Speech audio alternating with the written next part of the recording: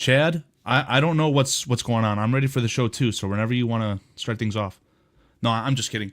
Welcome in, everyone, to another episode of It's the Thy and My podcast, and I want everyone to be very well aware. We're simulcasting currently to the Bears Country production channel, as well as BearskiFilm.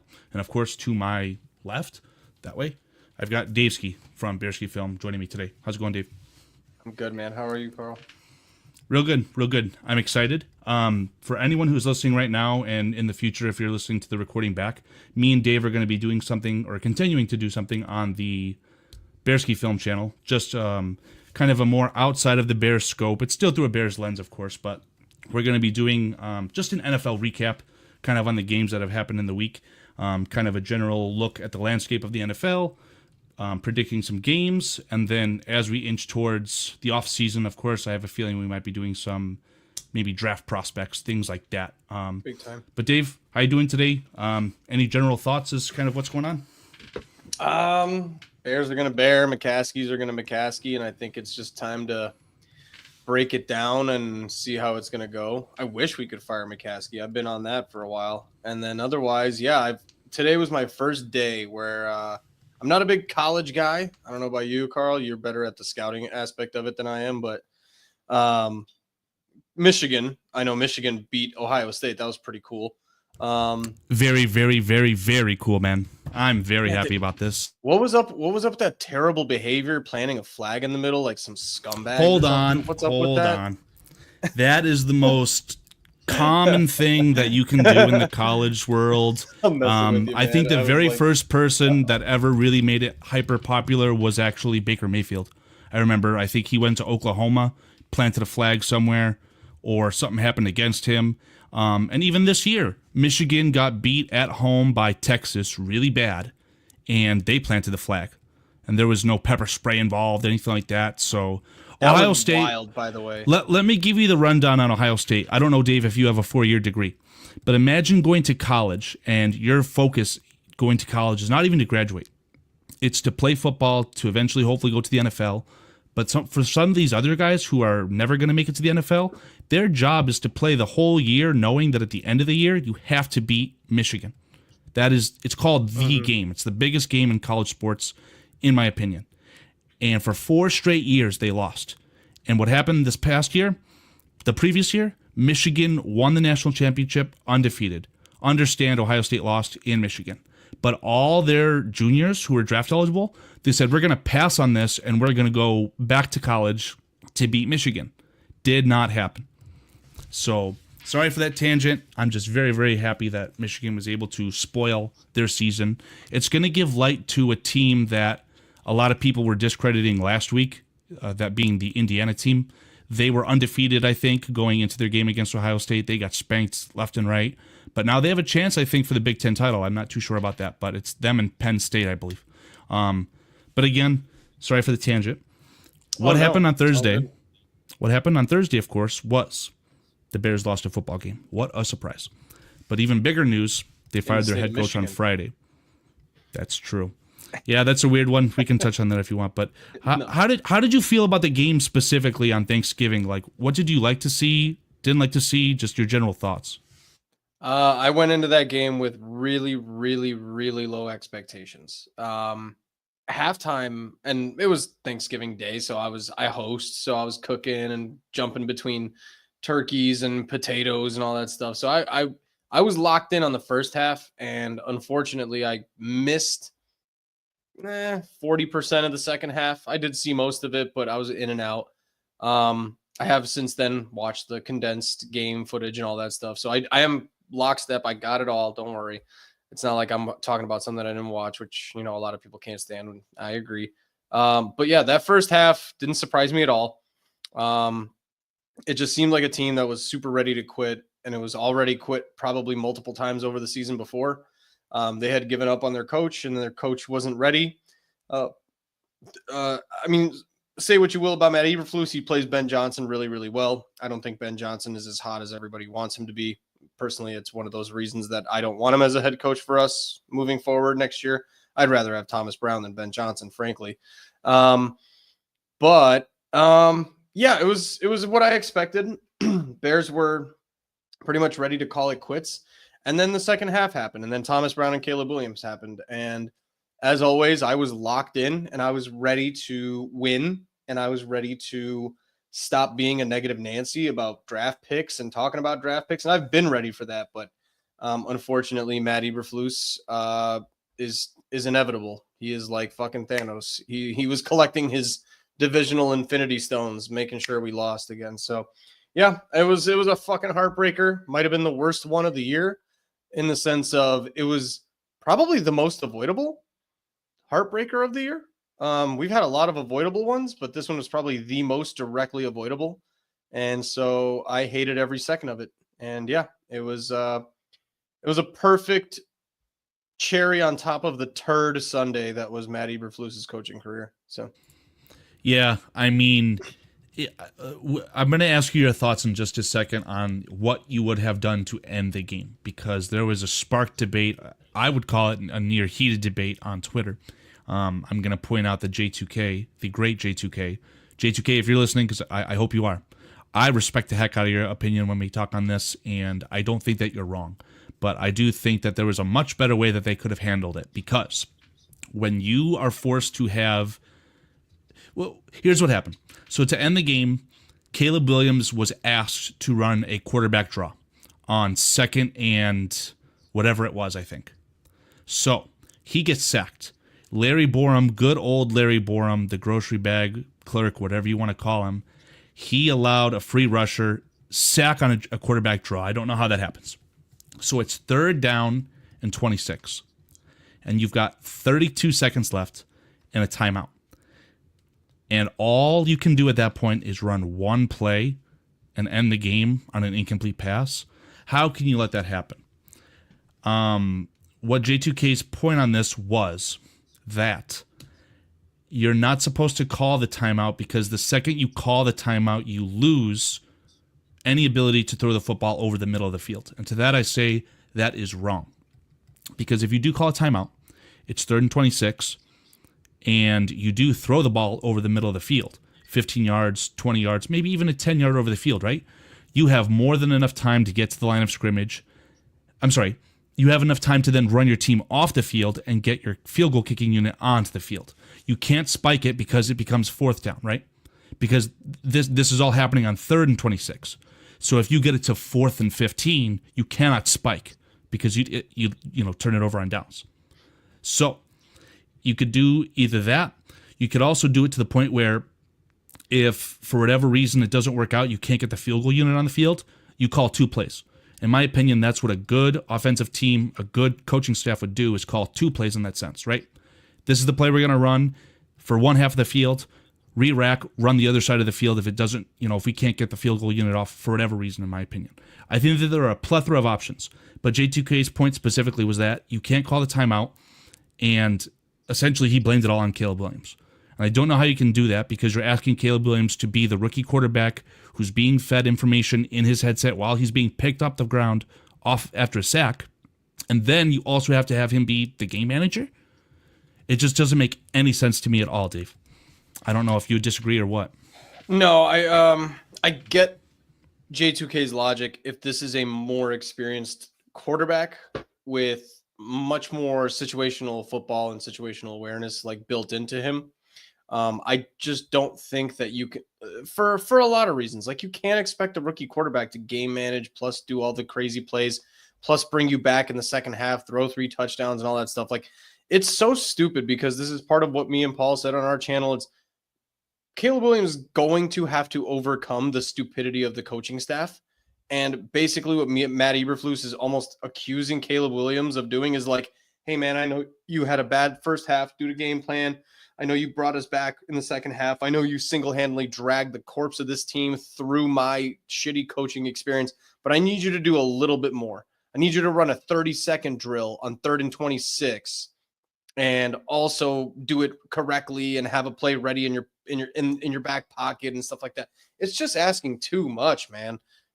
If you're talking about a simple win for a desperate team, guys, like, let's be honest, this was anything you could have done. Get fucking blocked again. Honestly, get blocked again. It's better than that shit. It really would have been. So like if you're Matt Eberflus in that situation and you have just had this like 4 or 5 week dog shit skid, my only thoughts are if that is an instant play, right? Make it a running back handoff to the right side hash so that you're giving Cairo Santos his favorite hash to kick from 57 yards away, 56 yards or whatever it would have been. Then I can understand. It's like an instant, quick running play just to gain a yard or two. You're not going to lose a yard or two. I mean, amazingly, Antonio Pierce and the Raiders basically made Eberflus look smart yesterday. I don't know if you saw that. I do not want this to be lost in translation. I have a very funny point that I will show on the screen, but go ahead, keep talking. Yeah, that point was just always so funny to me because I'm watching that game and it's just like, I was like, this made Eberflus look correct. Because he handed a ball off with like 10 seconds left instead of kicking a field goal, blah, blah, blah. But we're not going to talk about that. It's just more of you are not doing the thing that you need to do as a desperate head coach on a 5-game losing skid, which is give your team a chance. Like do everything you can to give your team a chance and help them out. So yeah, that's, oh geez, what am I looking at? I did see this. For the audio listeners, it says Bears fans who wanted Jackson Powers Johnson instead of Rome Odunze at 9th overall told me that this is what JPJ would be in the NFL. And it's the Family Guy clip of Peter Griffin playing center for Tom Brady, and he just runs him into the end zone. Just a joke. Jackson Powers Johnson is going to be a stud, man. I was just a joke. He played so well, but like it's and you know what's funny about that? I watched that replay like 5 or 6 times. The whole line moved. That was not on Jackson Powers Johnson. I believe it was the guard. I believe that something happened with a guard. Maybe it was, but the guard saw something and he said, "Fuck it." Put the hand down, and when JPJ saw that hand motion, that's like the domino effect. He's like, "Oh, my offensive line's ready. I'm going to snap the ball." So I was going to say because that's not on Aiden. That's not on JPJ or that's more on Aiden O'Connell or whatever other lineman. Like you said, that's the signal for the silent count or something like that. In that moment, is just right guard hand down. That's not on JPJ. He was pissed off. If you saw that clip, he was so mad. He was like, what the hell are we doing? That shouldn't have been happening. So I don't blame him. Whatever.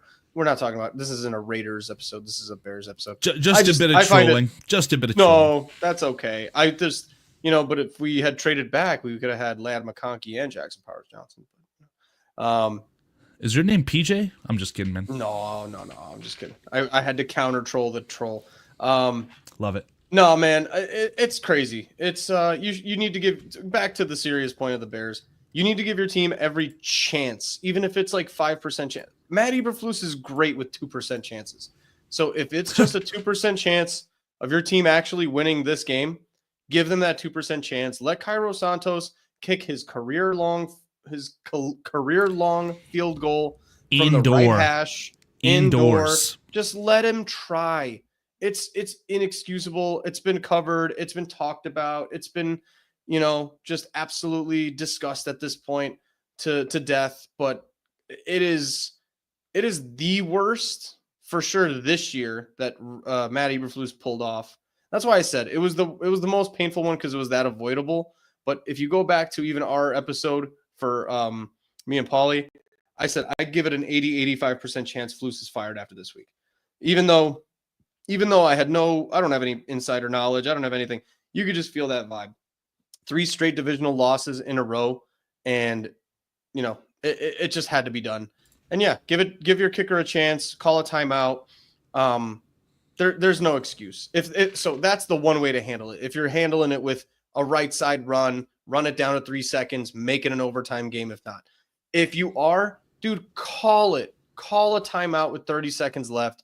Run one play, run like your best outside beater, and then see where the chips lie. And like you said, if you have to run your field goal unit out, because I think at the moment when they could have called the earliest possible timeout was like 32 seconds left, and that's correct. He was on the ground 33 seconds. So you're going to get another tick. It goes to 32 seconds, right? So the shitty part about all of this, again, the call was a quarterback draw. And I'd have to look back at it I don't think it's insane at all because you're in fringe field goal range already.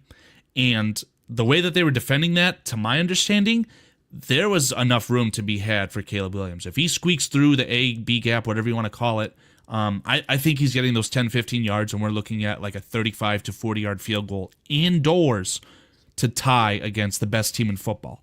And to Cliff Victoria's point, I don't know if Matt Eberflus being fired would be a straw, that broke the camel's back. I think what really happened was we were hearing rumors now that once the dust is starting to settle, that actually Ryan Poles was pushing for Matt Eberflus to be fired after the Patriots game, because that was the game where you really, shit your bet at home. Should it be the team that is essentially down in the dumps? They're going to get a top 10 pick. No shot. That won't happen. And if you win that game, you're well and true on your way to fixing whatever weirdness happened against the Redskins. And you're really starting to talk about like the playoff picture. Obviously, it's, outside looking in, very difficult to come back and defeat all these teams in your division. But for what has been happening to happen again on Thanksgiving Day in front of the whole world, I think George finally said, you know what, fuck this, enough is enough. And I think this will segue good into the next point, where some people are saying that the Bears had misdone the Eberflus family by firing him 2 hours after letting him do a Zoom interview. To my understanding, according to Adam Johns, he said that the decision had not been made while Eberflus was doing that Zoom interview, which was roughly 10 minutes. So if Eberflus can, trash on Bears fans and their families for the last month, why can't the Bears, take a dump, so to speak, on Matt Eberflus one singular time? It's not like Matt Eberflus is going to go broke over this. He's going to be well paid. He's going to be able to get some time off with his family, which is fine. It sucks. I think that Matt Eberflus will find his way back into coaching some way, somehow. But Dave, what are your thoughts? Do you think that the Bears did wrong by firing Matt Eberflus the day after Thanksgiving? No, I think big picture wise, and I mean, we can go through the details because there's so many and it's juicy. And even one day after the fact, and Karl, I called you to just talk about it because it got so juicy one day after the fact, because usually it takes like a couple months to a year to talk about these kind of like weird details that leak out between, teams that try to keep stuff in-house. And I think the timeline of everything is a few things. One is, as much as I wanted to believe otherwise, this reeked of McCaskey interference from the start. As much as George has always said that this is out of his hands now and that Ryan Poles is in charge and Kevin Warren is in charge, George is still doing all of it. And he is the cancer of this team. I cannot emphasize enough. I've said it once, I'll say it 100 times. If George McCaskey tried to shake my hand, I'd reach in and I'd tell him to go fuck himself. And I would do it. That man is the worst. Secondly, you want to talk about the insulting nature of it all, right? Like, if that's the point we want to start on, which is it insulting to Eberflus? Is it insulting to the fans? It's insulting to everyone, because you punted on a season that Ryan Poles was actively trying to save. Now, lost in the shuffle here is, at this point, I don't believe, no, I'm quite sure, Shane Waldron wasn't fired. So who are you promoting to interim head coach if Ryan Poles is trying to fire him during the Patriots game or after the Patriots game? So are we promoting Eric Washington then? We never get the Thomas Brown experiment, which leads to Thomas Brown being interim head coach. So it's a very big sliding doors moment. But if you're actively talking about saving a season, George McCaskey, not by association, not by accident, directly stopped him from trying to save a season of football. These are rare, man. You get 4 years of Caleb Williams before he tries to get a trade out of here at this point, right? Because I mean, it is what it is. Like, if Caleb Williams is stuck on this type of shit for 3 to 4 years, he will not be a Chicago Bear past his rookie contract. We can all just acknowledge I would like to immediately counter that point by just saying that the Bears, I think firing an offensive coordinator in the middle of the season was unique in itself. But I know for a fact that the Bears had never traded a head, or sorry, we'll get to that point a little bit later. But they've never fired a head coach in the middle of a season. So I think just that act alone tells Caleb Williams that we are willing to move heaven, hell, earth, and whatever else you believe in to make sure that Caleb Williams is not only happy, but surrounded and put into the best possible situation. sorry to cut you off there, but I No. think that Caleb Williams is going to be happy here moving forward, and it's this offseason is really going to be all about him. You're going to see that. It better be, and because I agree with you. Like, right, like the signs. This is baby steps of a mom and pop shop becoming a professional organization, right? Because I think a professional organization would have done much more. Yeah, I don't know what's going on here. Thanks. I think you need to do much more than firing an offensive coordinator when something is this bad. And what we saw is what you get. Like, I think that part of it is George McCaskey, and I said this to a friend of mine. The Bears are one of the best things that George McCaskey is. His talent is making a catastrophic mistake, fucking up catastrophically, and then fixing his catastrophic mistake, not by like 360ing it and making a great decision in response. He'll make a catastrophic mistake, fix it to about 50%, and then pat himself on the back for not fucking making the catastrophic mistake look even worse. So right now you are, let's be generous and say status quo to where you should have started this season, with somebody like Thomas Brown and a legitimate head coaching candidate who is an offensive mind, who could match up and pair up with Caleb Williams. If this has happened at the beginning of the year, we'd all be apprehensive and we'd all be second guessing it, but at least we'd be interested, right? If Thomas Brown was hired as your head coach day one, beginning of the year, because I think it would have gone better this season. But now what we're going to see is George pat himself on the back for making Thomas Brown have 5 games left to actually execute some version of a decent looking team. And then we're going to get like a 3-2 last 5 games, maybe even a 4-1 if we're lucky. And then George is going to be like, look how good I did. I fixed it. Look at me, guys. I did this thing. And in reality, this should have been the thing from the very beginning, or at least from the Patriots game. So don't tell me about how it's hurting Eberflus, it's hurting the fans. You've sacrificed a full season of football, George. I don't want to hear about who got offended and who got hurt. You sacrificed millions of dollars, hundreds of thousands of fans or millions of fans. You pissed all of them off.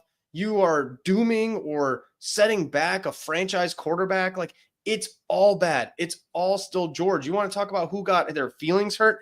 It's everybody, because George is a fuck up. Yeah, man.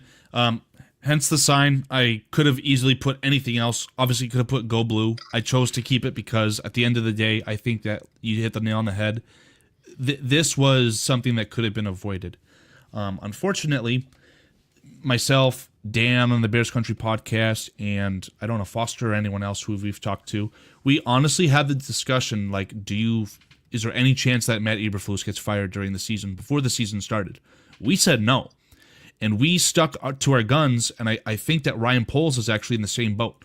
I don't know if management had got to the point where they said we need to fire this coach for whatever reason, but I do think that they have a lot of faith in Ryan Poles, and Ryan Poles is the one who stuck with Eberflus.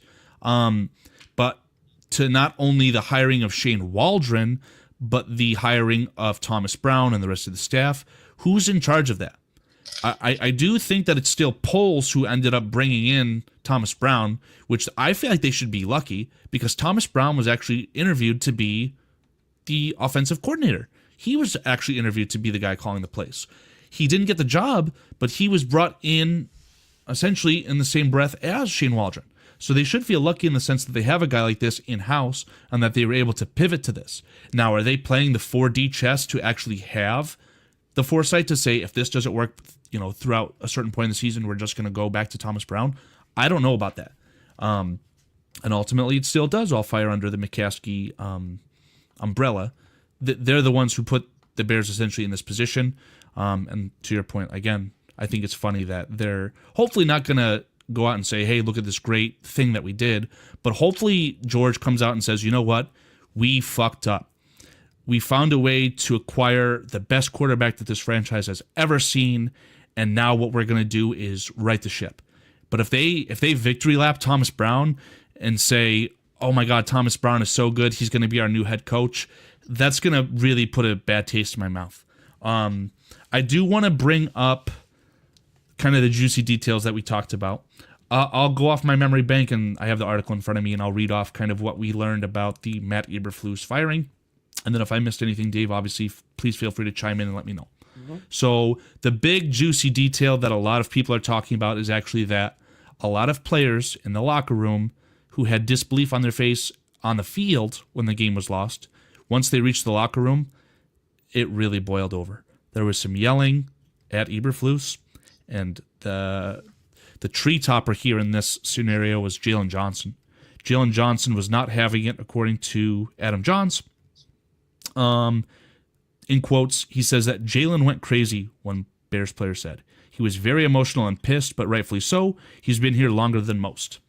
And if you guys had seen his interview, I believe on Tuesday, before the Thanksgiving game, he looked pissed in the interview. So for him to kind of play his butt off, have the team have the bend but don't break philosophy, essentially get your ass kicked in the first half, and have your quarterback take you all the way back, and even to the last dying moments of the game, have your quarterback take you half the way down the field on a 99-yard ask to win the game, or a field goal to tie, of course. But to finally have that ripped from you again after all these performances, I really can't blame Jalen Johnson for screaming and getting mad. It sucks. Something that wasn't mentioned in this article, but I find very, very funny as well. If you guys are on Twitter, you guys should follow Jaquan Brisker. Jaquan Brisker he's a very funny, a very animated, very lively guy. I don't like him as much as others because I'm not a fan of Penn State, and he very much is. That's his school. But when Eberflus did the interview at 9 a.m., he tweeted a laughing emoji, and then he tweeted something along the lines of "God doesn't make mistakes," something like that when he did get fired. And then the funny one today, which I don't know if everyone has seen, he actually said, "It feels good to be back on grass," smiley face. So it's almost as if he was put on IR because his antics off the field. So hopefully he actually doesn't have a concussion, or a lot of people are saying that Matt Eberflus has given him this migraine that are having these symptoms come back. Sorry for that tangent. But outside of that, I think... You know what? I think it's a relevant tangent, though. I think it's a relevant tangent. Because Paul and I said this the day Matt Eberflus got hired. It's part of my biggest issue with him. He's a nice guy with nice opinions, and he has a nice team. And that's what Indianapolis was when he left. And sometimes in football, you need a couple of crazy guys who hit hard. And Jaquan Brisker, whether you like him or not, or how you feel about him, Penn State or otherwise, is a crazy dude who hits hard and plays well. He also has that ability that, what's that son of a bitch's name? He went from the Saints to he's on the Eagles again. He was on the Lions last year. Johnson. Yeah, that son of a bitch. I hate him. But that's the kind of asshole that you sometimes need, the little chirping that he does. I adore it. I'm sorry, keep going. And you not only, but you're right. You need it. You need this on a team. You need some attitude. You need some of these guys. That offsets the Jalen Johnson, shut the hell up and play hard. I mean, you can't have a team of just that. Yeah, and it's one of those things where if Eberflus is talking about hits principles and being this and being that and trying hard, and dude, football is not a nice sport. It's an hour-long sport that lasts 4 hours where all dudes do is bash the shit out of each other. And you want a bunch of nice guys to be respectful and follow the hits principle. You're stupid if you think that's how it goes.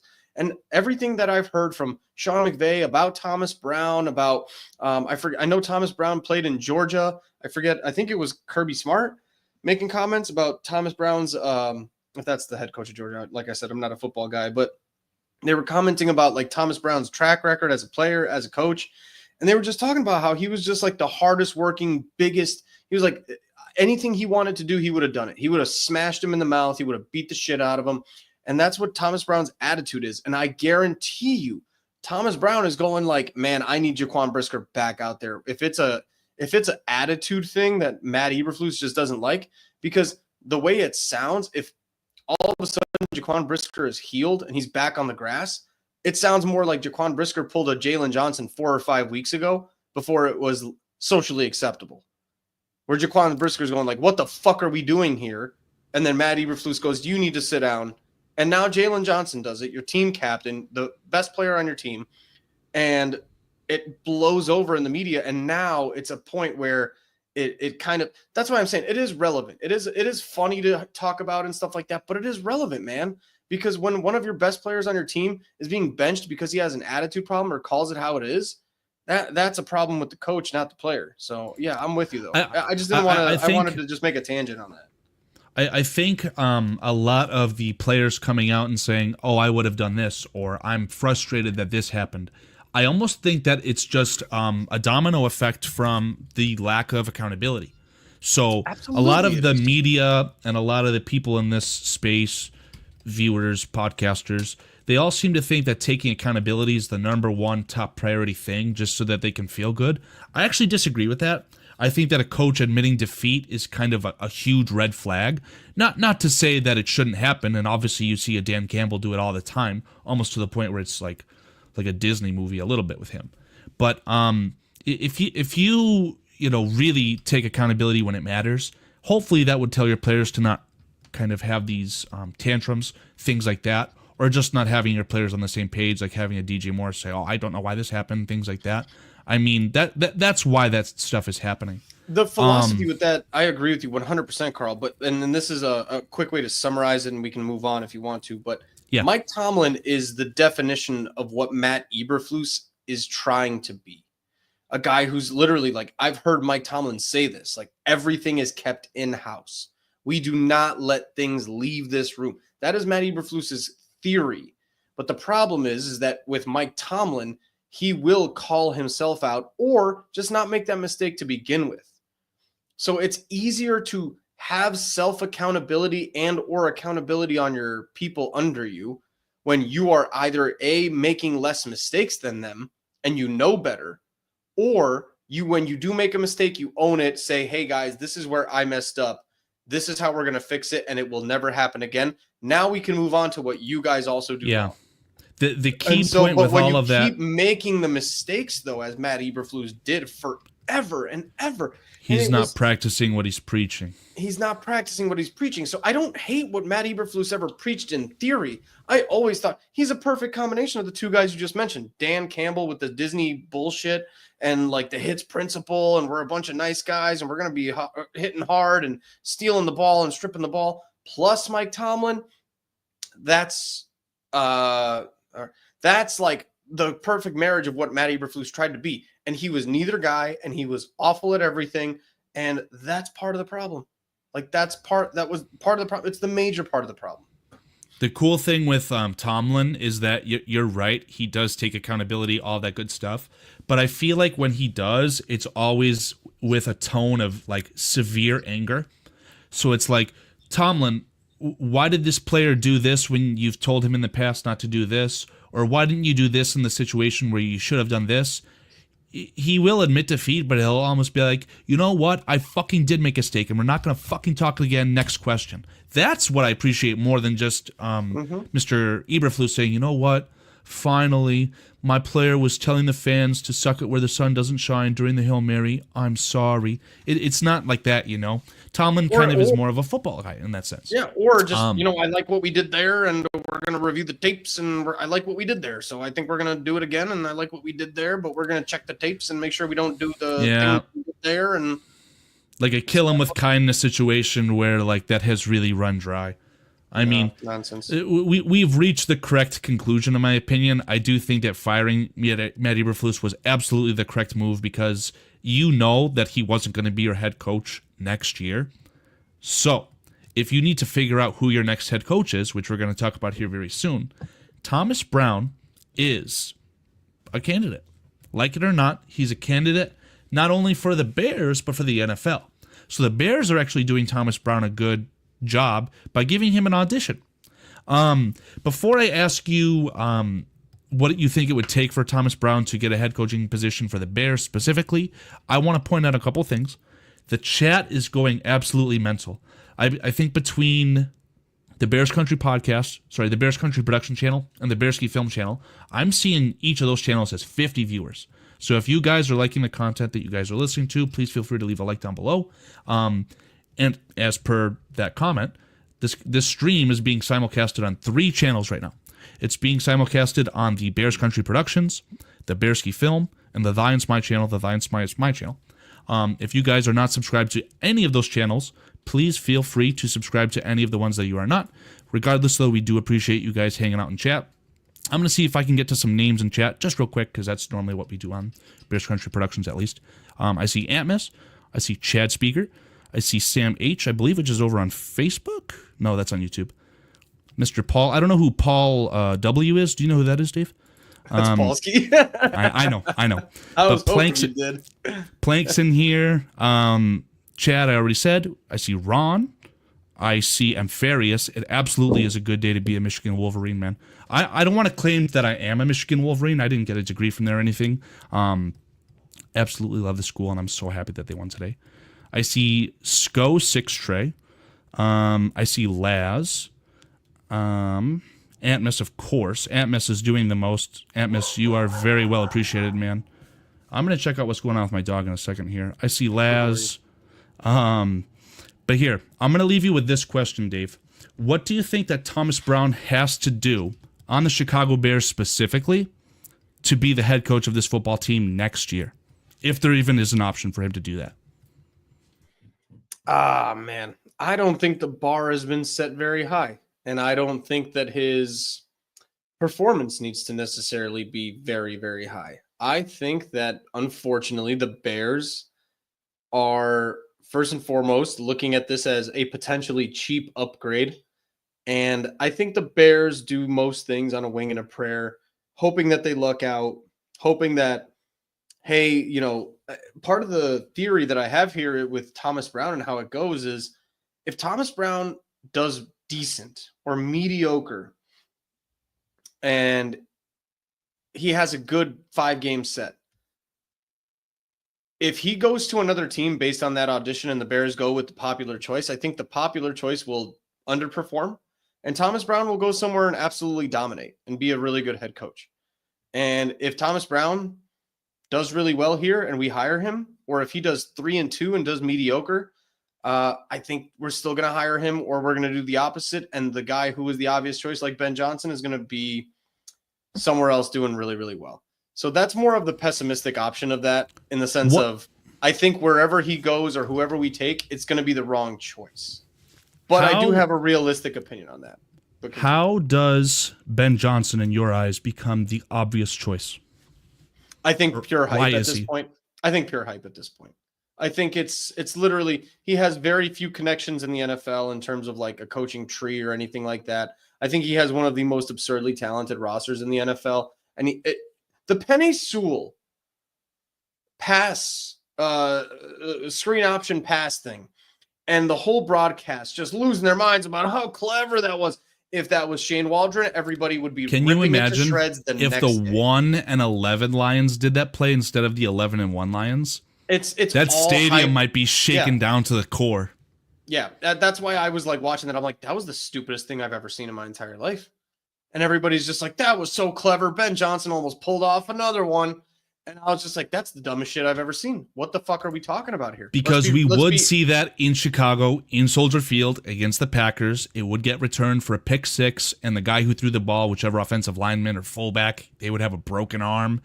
That would be a fireable offense on the spot. But just because the Lions have been investing in their offensive line for 10 years, 10 years of losing football to have an offensive line of 5 middle to high first-round picks, by the way. One of the guards didn't get drafted by the Lions, but they were acquired because I think they had a player in a similar situation, whatever the case was. I do think that Ben Johnson is propped up because of, you know, a broken clock is right twice a day. You're going to be getting all these draft assets, and it's so easy to just dump it into the offensive line because those guys will have a longer career. It doesn't take as much for them to be, you know, rock stars. Penei Sewell, fantastic football player. But I think that Ben Johnson is a little bit overhyped. And at the end of the day, outside of the not having the coaching candidates or connections, how has he proved himself as being a better situational awareness type guy than Matt Eberflus? It literally has not existed, and it could just follow him, that could follow to the Bears, and we could have kind of this good. I think he is a great offensive coordinator. I think even with the talent, I still think that the way that he's producing, I think it's good.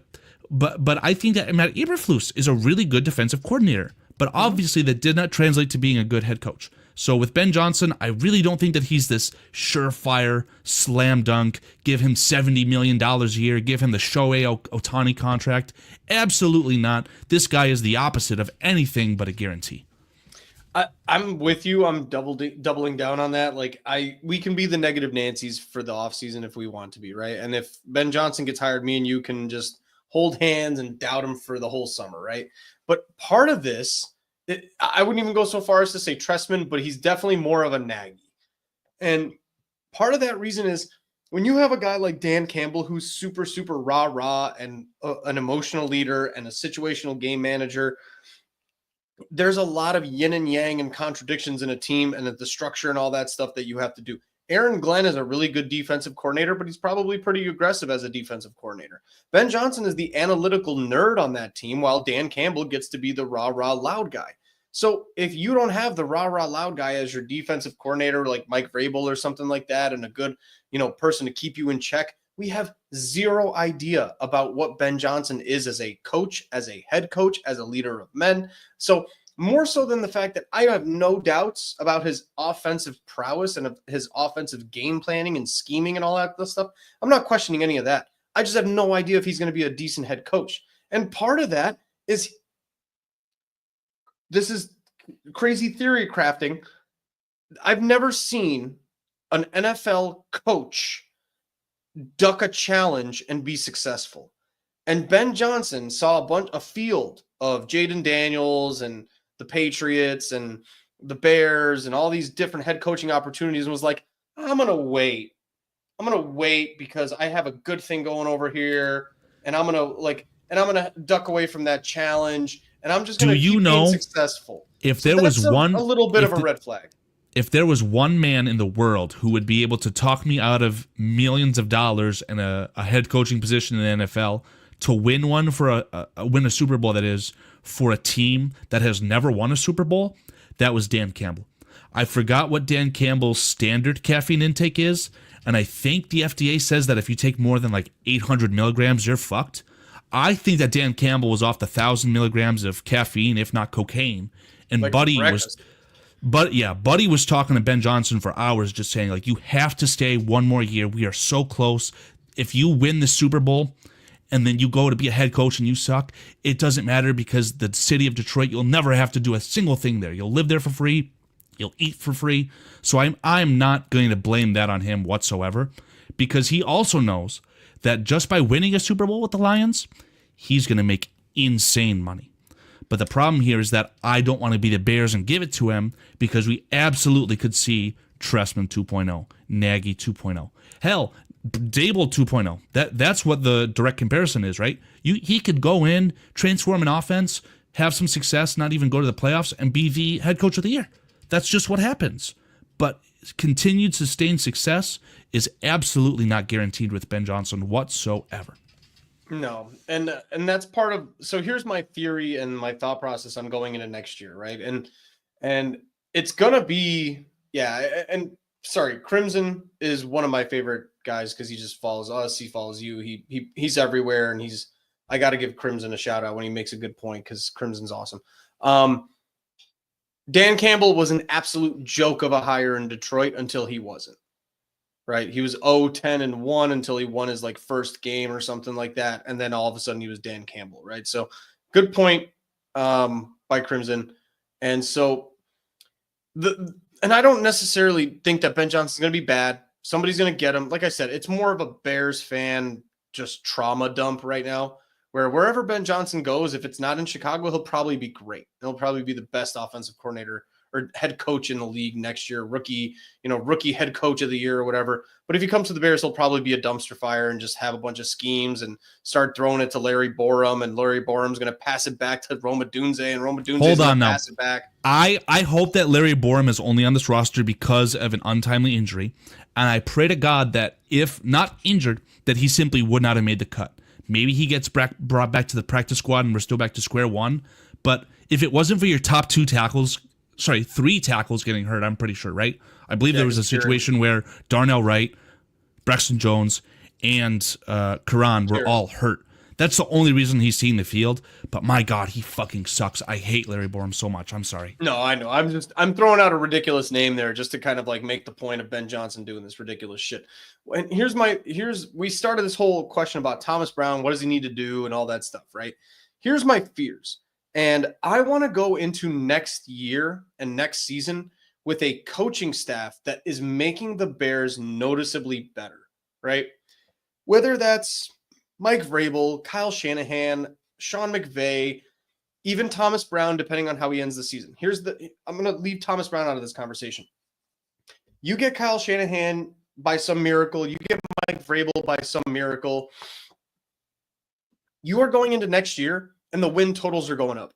And you're going into each game with identity. And you're going into each game thinking, hey, this is how the Bears are going to win this game, right? This is how the Bears are going to play. They're going to play hard defense. They're going to run the ball. They're going to throw the ball when it needs to be thrown. Caleb Williams is going to progress. This is all that good stuff that we want to see. But I need a coaching staff that's going to kind of demonstrate that we're on the up rather than a 50-50. So let's say Thomas Brown, your original question, what does Thomas Brown need to do? I don't think he needs to do much to impress George McCaskey, if I'm being perfectly honest, because I think George is going to sit there and cower in fear like the little boy that he is and think, if I let this guy go and he is good somewhere else, mommy will be very mad and mommy will make me feel really sad about this. And mommy will make me, it's all about mommy, like for George, mommy. It's unbelievable. So George is going to operate on fear, and he has forever, and it's demonstrated at this point. And we want to like keep pretending like it's not, but like we've said forever, the Bears do everything 30 to 40% way too late. And Matt Eberflus is probably like 200% too late. But right now, he's going to keep operating under fear instead of confidence. And instead of, I'm going to approach this as the best football owner this offseason, right? If George was a serious person, he would come out and we're going to get to this. I'm going to make the Rams an offer they can't refuse and bring Sean McVay over here.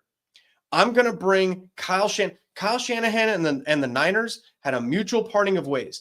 I am going to make sure that there is no offer out there that is better. Oh, no. I mean, absolutely.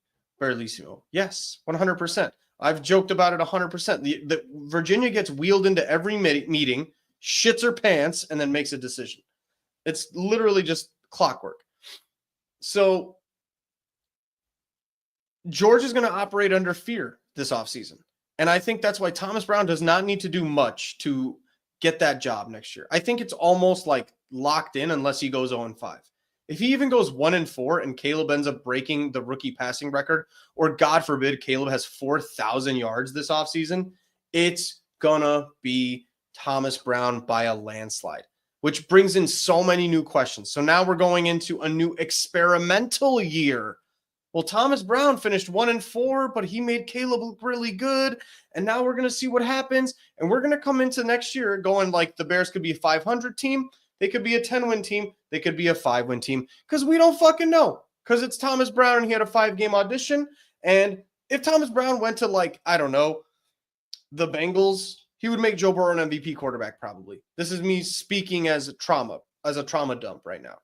But I think the standard is going to be so low. But I can guarantee you this one thing. Thomas Brown will probably be hired, and we will absolutely skip on the number one slam dunk candidate. There will be one. There will be Sean McVay. There will be Kyle Shanahan. There will be Mike Vrabel. There will be Bill Belichick. We're going to miss out on whoever the slam dunk candidate will be. Lots to dive into here. So we're going to start talking about the head coaching candidates that we think are best for the Bears. You've already rattled off some names, but let me answer my own question, which was that what would it take for Thomas Brown to be the head coach of the Chicago Bears next year? It sucks because Thomas Brown is showing yourself, at the very least, that he's a better play caller than Shane Waldron. No doubt about that, right? It sucks because now that Thomas Brown is your head coach, interim or not, he will not be back next year as the offensive coordinator, except under one scenario, and I will cover that scenario in a little bit. You already answered it, by the way. But Thomas Brown to be the head coach next year of the Chicago Bears, I think that you have to have a winning record. And out of those, it's 5 games left. So 3 wins, at least. One of those 3 wins absolutely has to be against the Packers. And I think that it can't just be a win where you squeak a 13-10 off a missed field goal to go to overtime, any of that BS. I think that your offense has to decimate that defense in Green Bay, and you have to win essentially convincingly. That's step 1. Step 2 is probably going to show you that Caleb Williams is leaps and bounds better under Thomas Brown than it is with Shane Waldron. That probably entails being in the top 2 consideration for Rookie of the Year. Because right now it's between Jaden Daniels and Bo Nix. Jaden Daniels is in a downward trajectory. What a surprise, because Cliff Kingsbury's paint-by-numbers offense is starting to shit the bed. Again, no surprises there.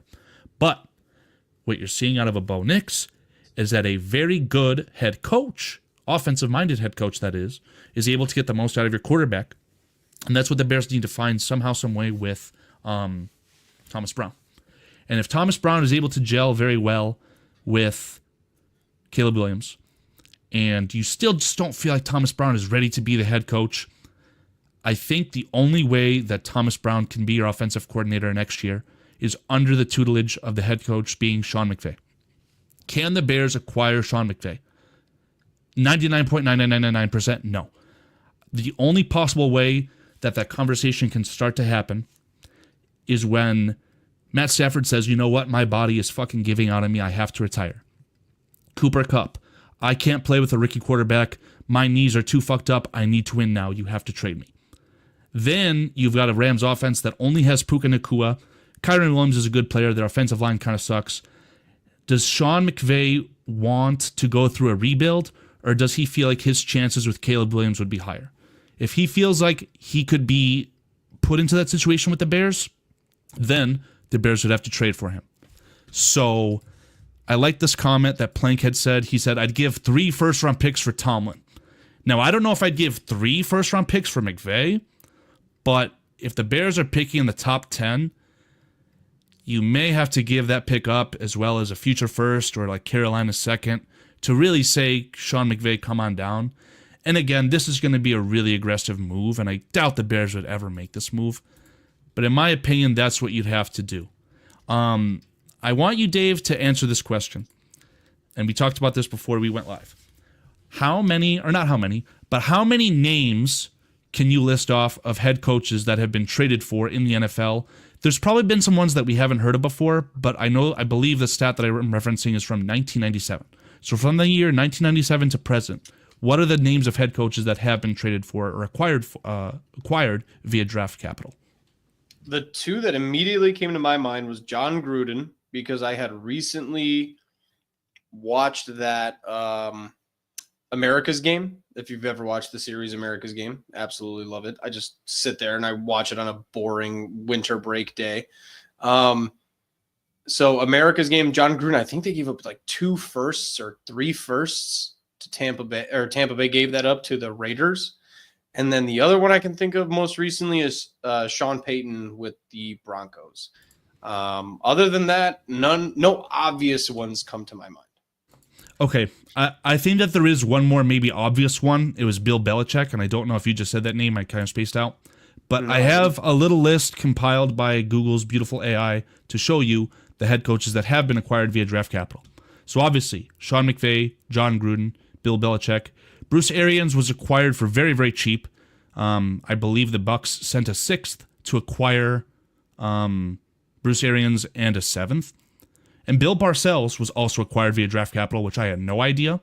Mike Holmgren, who is a sneaky good head coach, it was the Seattle Seahawks that acquired him. And I remember Mike Holmgren being a good coach for Seattle.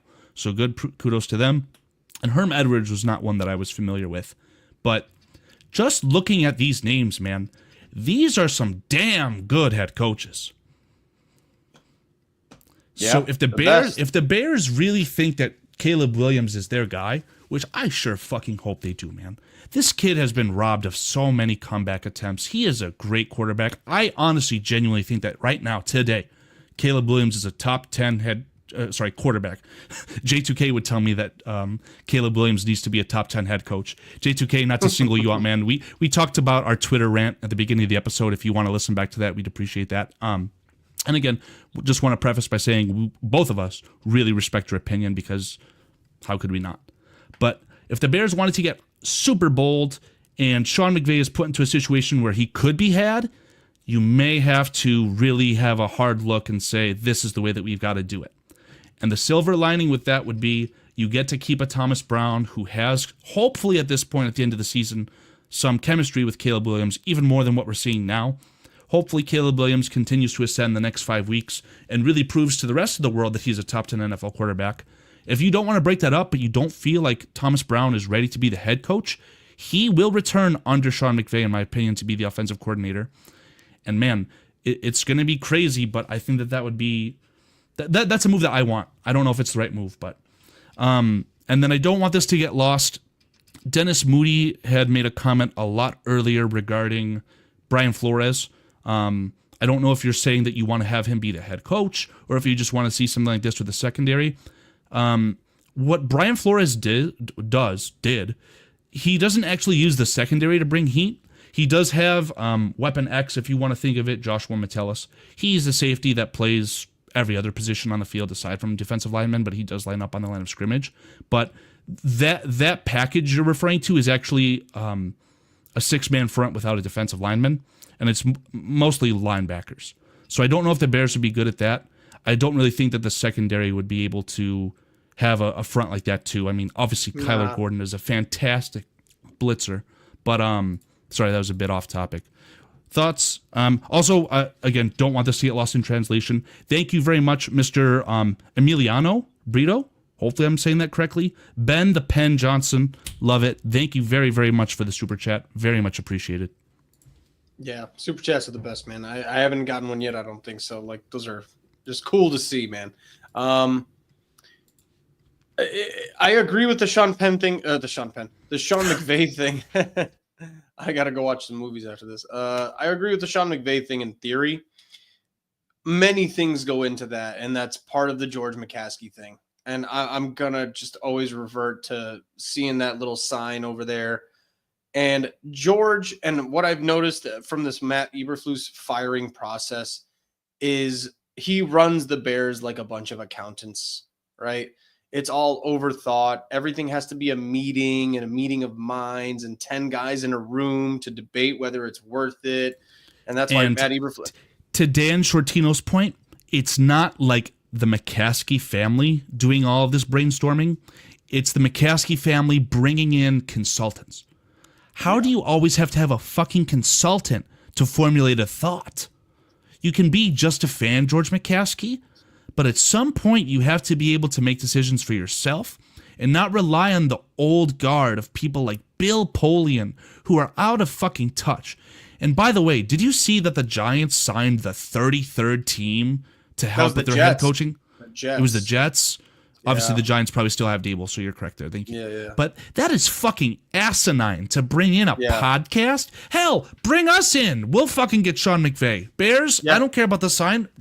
Give us a call. You got the email on the screen or we'll do a much better job than you will. So, like, I'm not second guessing myself nearly as much as George is second guessing himself, and that's part of the issue, right? Is like he's a guy who keeps needing help. And then when somebody comes in and goes like, I'm the fucking help, I'll tell you exactly what's going on here, right? Or he'll tell you, hey, Trey Smith, absolutely. Kansas City right guard, absolutely. Yeah, we may have to do a completely separate episode on like a free agency wish list and things like that, but he would be the apple of our eye, in my opinion, to help the right guard. Trey Smith from Kansas City? Forget about it. And I find it so very ironic that the Kansas City Chiefs, who have the best interior offensive line in football, mind you, right? Yeah. Their quarterback, their all-world best in the league quarterback, has been sacked 10 times in 2 games. And do you know why? Because the Kansas City Chiefs have 2 tackles that are both worse than what the Chicago Bears have. Absolutely. I would just like to point that out. After Ryan last Poles week, I don't has been want to under hear scrutiny. any more Braxton Jones slander. Yeah. I mean, I have a whole page of notes, man. Whatever podcast that you and Bearski did, Paulie did on not the NFL episode, but like the Monday after. I think it was the Monday after going into this Thanksgiving game. I got a little bit mad. I'm not going to lie to you, Dave. I think that the slander for Ryan Poles can be justifiable in some senses, but there's some things that I really disagreed with. And I thought that when you look at obvious holes, especially regarding the interior, or sorry, just the offensive line in general, the only obvious hole was right guard. Nate Davis, they tried to have him work out, didn't work out, and their contingency plan of Ryan Bates, in my opinion, should have worked out, but he's getting fucking robbed by injuries, and I hate it. Again, not a tangent I want to get to right now, but yeah. No, yeah, but we go back to the George. Oh, sorry, go ahead. Just Crimson as well. I believe that's going to the BearskiFilm channel. Crimson, I haven't had much interaction with you, but if Dave thinks the world of you, I can see why. I appreciate your contribution to the chat, regardless of the money, but thank you very, very, very much, Crimson. Yeah, man. The McCaskey problem that we're going to just end up, Prometheus, what's up, dude? Every time.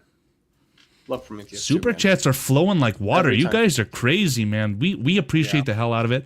Again, I really do. It's very humbling. I'm not gonna lie. I'm like a little overwhelmed right now. Thank you so much.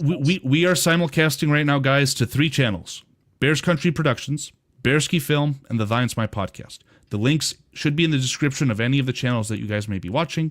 If you guys are not subscribed to any of those channels, please consider subscribing to any of them. Leave a like if you guys are enjoying the content, and regardless of any of that, Dave, I'm very, very happy that these guys are spending their Saturday afternoon with us. Me like too, you said, man. It's very, very humbling. No, it's great. I appreciate. Anytime we even get like 10 people watching our videos, I can't believe 10 people want to hear my opinion, and today's just an example of that. And I appreciate everybody so much. I like to think of it. I know you're. I don't know if I should say that, but imagine you're in like an auditorium, right? Like you're just talking. Yeah. Having 10 people listen to one person talking, that's humbling to me. But to have 100 right now, you guys are fan-freaking-tastic, guys. Thank you. No, absolutely. To finish the point on George McCaskey and the issue with the Sean McVay trade, it always kind of goes in a circle and in a loop, and it's always so stupid. Where George is asking these people who he considers to be football-minded, and this is the oxymoronic, stupid thing of George McCaskey, and that's why your sign is the most relevant it's ever been today, man. Because until George is gone, I don't see anything moving on. Oh, so God. I can't necessarily tell you who Abdul Carter is. I believe Will Campbell is a tackle out of LSU. Emiliano. I think Abdul Carter the Bears, is the kid from Alabama, the left guard. Okay. Let me tell you something. Mason Graham, if you look up his stats, he is at least double-teamed, if not triple-teamed, every single play for the Wolverines. Mason Graham is a fucking stud. Him and Will Johnson should both be top 5 draft picks in this NFL draft. I believe Will Johnson's going to fall because of, I don't know. Things happen. He's been injured. I don't know.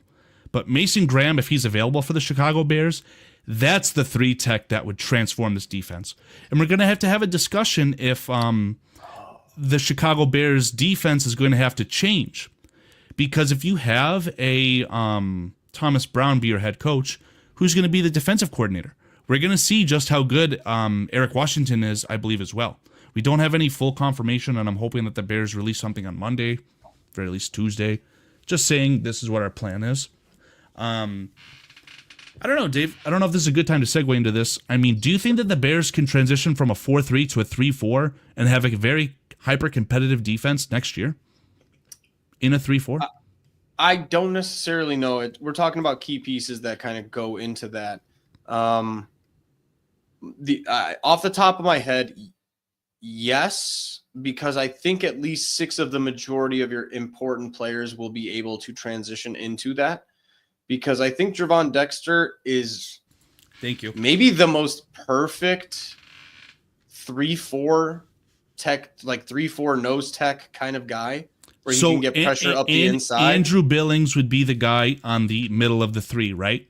And then Gervon Dexter transitions. I agree to the that Gervon Dexter could be the best suited for that position because we literally saw him last year, at least, playing defensive end on rushing snaps.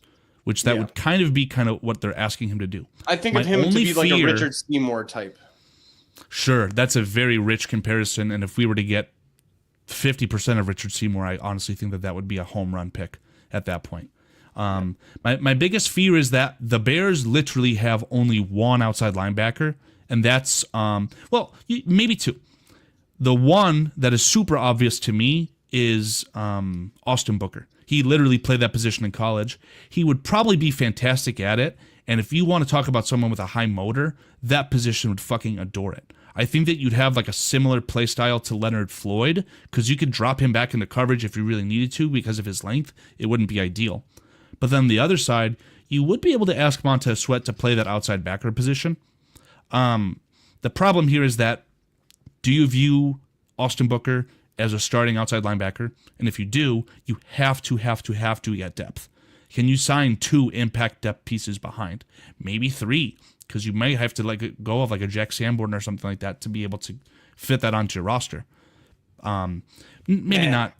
That's a big question, because here's the thing, right? And we're transitioning off of this into the McCaskey, not going for a Sean McVay. The problem is that McCaskey will never be taken by a guy who is willing to reshuffle his whole team, who is willing to,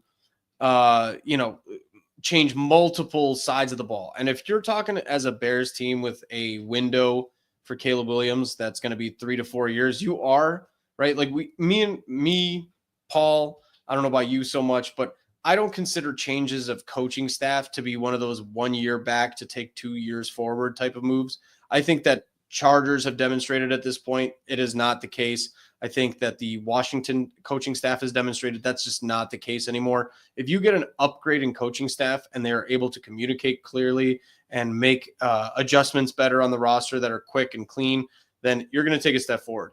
Now, but if you get Thomas Brown and a change in coaching staff, if you start picking off the Sean McVay tree and you start getting Sean McVay or anything like that, and you just need to start spending draft capital and free agency on offense, then simultaneously transition your entire defense into a 3-4, you are going to have to take a step back year to hope that you kind of succeed moving forward. One of the biggest issues that I've observed in the Bears the last 2 to 3 weeks is there's just no coaching on defense in terms of gap scheming, where these linebackers are not picking up and hitting gaps. They're hitting blockers. And they're Dave, basically just picking up bodies. Before you keep rolling, and I want you to keep rolling, I just need you to understand this. The loss of Andrew Billings was huge. That is a goddamn good football player. And not only the loss of Andrew Billings, but the replacement of Zach Pickens, who is a fringe second-round pick, the first pick in the third round. He is terrible, man. So that's what you're seeing. You're not allowing the linebackers to get to where they need to be. I agree with your point here, but Andrew Billings is kind of the key in the cog that's making this whole thing work. I agree, but even Andrew Billings has been hurt for 6 weeks, and we've noticed a considerable drop-off in linebacker play in the last 3 to 4. And so we're talking about half the time. Now, I don't disagree with you at all, because Andrew Billings is 100% the guy that's just – he's probably the smartest guy on that defensive line, if we're being honest, in terms of just understanding where gaps are and what position you need to play to allow the guys behind you to come in and go fit that gap and hit that hole really, really well, which makes TJ Edwards and Tremaine Edmonds play back on their heels really bad. And that's why you see them being absolutely dominated by tight ends the last few weeks and being just picked apart and all that stuff. So it's a bigger question for somebody like me to answer. Short answer is absolutely not. I don't see this team, because if you think about it, the back end safeties in a 3-4, we pretty much got them. Kevin Byard could probably, with veteran time and understanding of the game, probably transition into that. I think Jaquan Brisker would absolutely be the most dominant 3-4 Troy Polamalu type-esque. I'm not asking him to be Troy Polamalu, but that kind of in the box 3-4 safety that's allowed to take risk while Kevin Byard is going in the back and playing some safety. And then I think you have man corners already that you're not really capitalizing on. I think Jalen Johnson's a good man corner. Actually, this is a super sneaky, insanely good point from you, because I uploaded a video from a discussion I believe I had with Bearski, Paulie. I keep doing that, I'm sorry.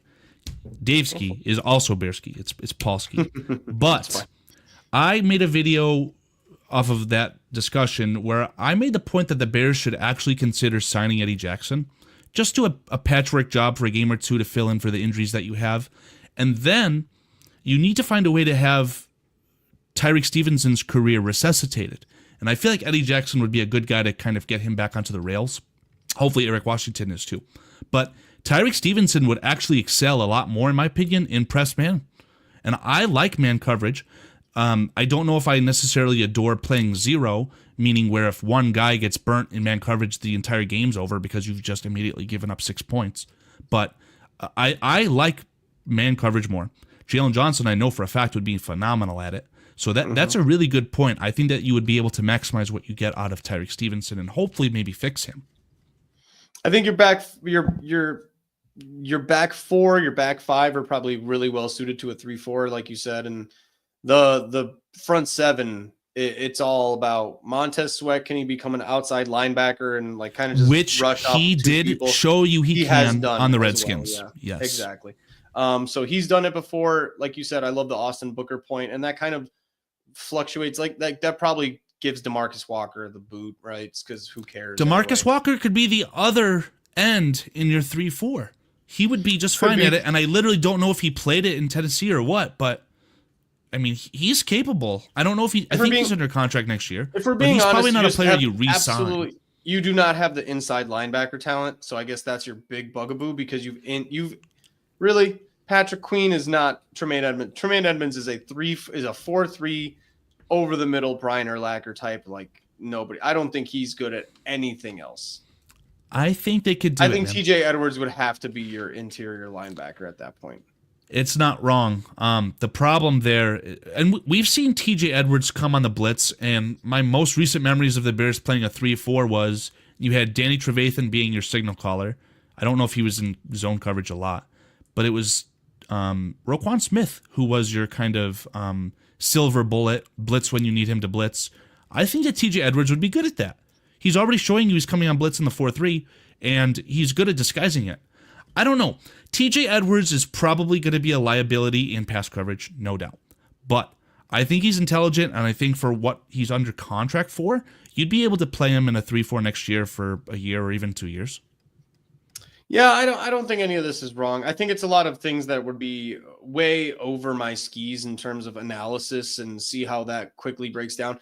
If you get Mike Vrabel as a head coach and he's insistent upon turning this into a 3-4 defense and he wants to keep 26 out of 29 starters, I'm not going to be thinking I'm smart enough to question him. I don't think I'm going to sit there and say, hey, no, man, Mike Vrabel's crazy. I think the world of Mike Vrabel as a coach and as like a scheme guy. So I wouldn't think so, but I think what the problem would be there at that point is like you're really, really banking on a lot of guys signing in free agency and having a absolute dynamite draft. And I think the holes on this team would be much more suited to, and honestly, if we're talking about complementary football, like I said, and we've mentioned this before on other shows, I don't think Matt Eberflus was even that far off this year. If you just get like a guy who has Matt Eberflus's theory, but just executes more, concisely and accurately to what he's trying to do, this is a team built for complementary football. A lot of people would tell you that that's Eric Washington.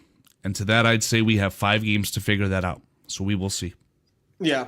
And honestly, but in terms of the defensive scheme, I agree. But this defense has always been built to be bend but don't break.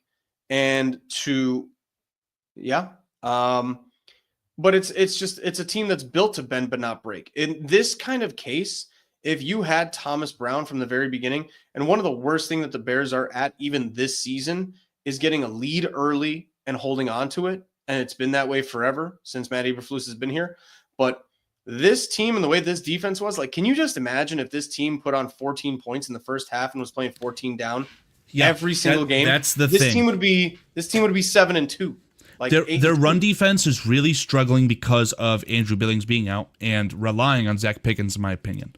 But that's the strength of this team. I will die saying that I feel like whether it's the top end talent or the depth, or in my opinion, the combination of both, the Chicago Bears have the best secondary in the NFL. So if you put the team into an obvious passing situation, you're going to see some good stuff. Obviously, what's happening with Tyreek Stevenson, he is getting burnt a little bit. He's not playing as well as he should, but I think that Terrell Smith is a very capable fill-in. While Dave is taking a little break, I'm just going to point out in chat, because there's a lot of names that I'm seeing from both channels. Again, really, really appreciate you guys. The super chats are just absolutely out of this world. I cannot explain how much we appreciate it. Emiliano Brito and Crimson, you guys are fantastic. Prometheus as well. Thank you guys so much. We really, really appreciate it. I'll get to Berlissimo's comment too, because I had started this while we were talking about this. How can you see Trestman 2.0? What specifically? I don't want to say that it's a fact that he's Trestman 2.0, because we've never seen Ben Johnson be a head coach. But what I'm afraid of is the possibility of that. He could be, right? Now, I actually have listened to Ben Johnson do a couple interviews, the weekly interviews with the coordinators that all the NFL teams do. Ben Johnson's a guy who can speak to the media, no doubt. He's not a super weirdo. I, at one point, did refer to him as like a potential Adam Gase copy. I don't think that's going to happen with him. I think that he's going to be better than that. But what it boils down to is what we were talking about earlier, right? We have no idea how he's going to be in the clutch, under pressure, situational awareness. We don't know any about that. So for the Bears to replace Eberflus with a first-time head coach, I just think that that's the wrong idea, Berlissimo. And in terms of specifically addressing it, like what was it about Mark Trestman versus Ben Johnson? Mark Trestman was supposed to be this like innovator. And here's my biggest issue in the NFL. At some point, the innovators almost always get their lunches taken, right? I remember specifically with Brian Kelly on the Eagles coming in from Oregon. Oh my God. And all I this remember kind of that shit. team was the super team. They were going to do something similar to the Super Bowl shuffle before the season started. They had so much talent. And I don't even think they made the playoffs. But they were like 4-13 or something, like 4. Yeah, they flamed the hell out, man. But absolutely. The problem with that is like he's bringing in this like 4 wide offense and 4, they had like, I remember back then they had like Zach Ertz in his heyday and LaShawn McCoy, and it was just going to be like, how do you and cover Deshaun all these Jackson guys and his heyday? How do you cover all this stuff? And guess what happened? Like every time some guy comes in and goes, and I'm going to spread the field out and go 4 wide. You know what Thomas Brown did to simplify and make this team look solid? He condensed the formations and made the field look bigger from the inside out instead of the outside in. Ben Johnson, when you run shit like a Penei Sewell crack toss with a right tackle throw, or when Amon-Ra St. Brown runs some mesh coverage, but he changed the inside mesh route and made it go outside, you do that shit with under-talented and underperforming offensive lines and guys that haven't played together for 2 to 3 years, that shit explodes in the first year, and then that guy gets tossed within a year and a half, looking like a fucking fool for trying to innovate the NFL, when in reality, the reason it worked in the beginning is because you did it in Canada or you did it on the Detroit Lions, and that shit works perfectly in a vacuum. I don't want a guy who has the next hot new theory in football. That shit hasn't worked since the Wildcat or since RPOs got like forced into the NFL and shoved down our throats. That shit is just not going to happen. It's not. You got to run the fuck out of the ball first, because if Ben Johnson didn't have David Montgomery and Jahmyr Gibbs and the best offensive line in football, none of his creative passing shit would work either. So you bring that to the Bears with one of the worst offensive lines and an under-talented running game, it's going to be a fucking problem. So I'm not saying Ben Johnson's going to suck. I think he'll probably do pretty well wherever he goes, but the fear and why we're saying it's like Mark Trestman 2.0 and the fear of that, it's very valid, man. It's a valid fear.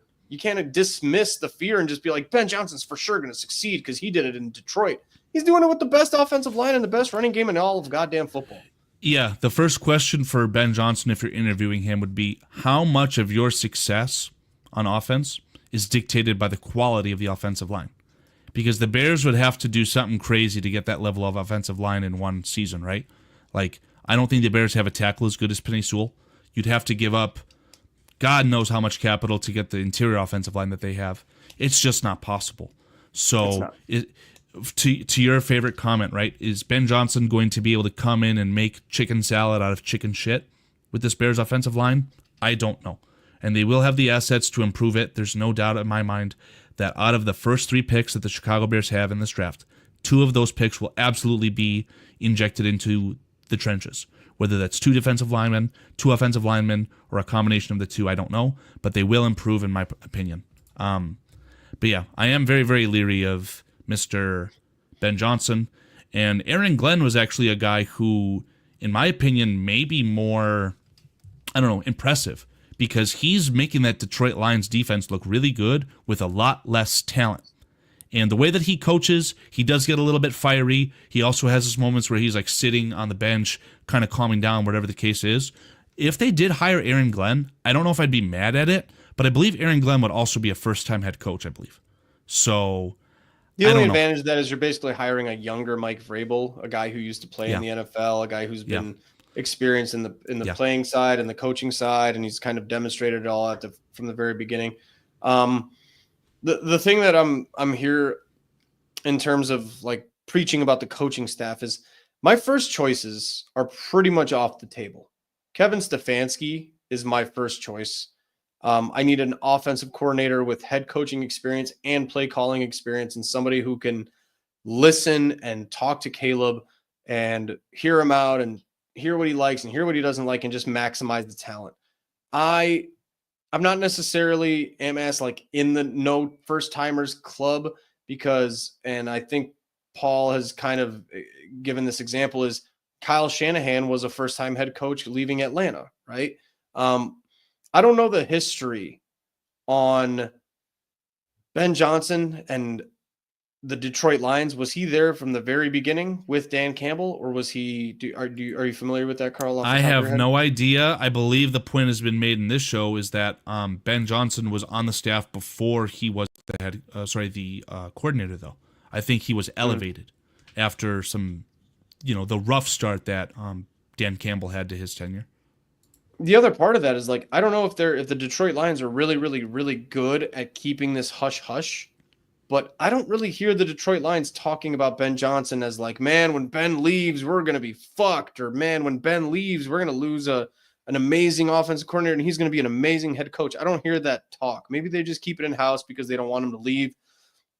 Maybe they just like don't want a future plan or anything like that. And but the Ben Johnson thing, and just from seeing my brief history of football, I just see another Matt Nagy flash in the pan type of guy who has the perfect situation and the perfect scenario and the analytics and the schematics and all that stuff that works for him.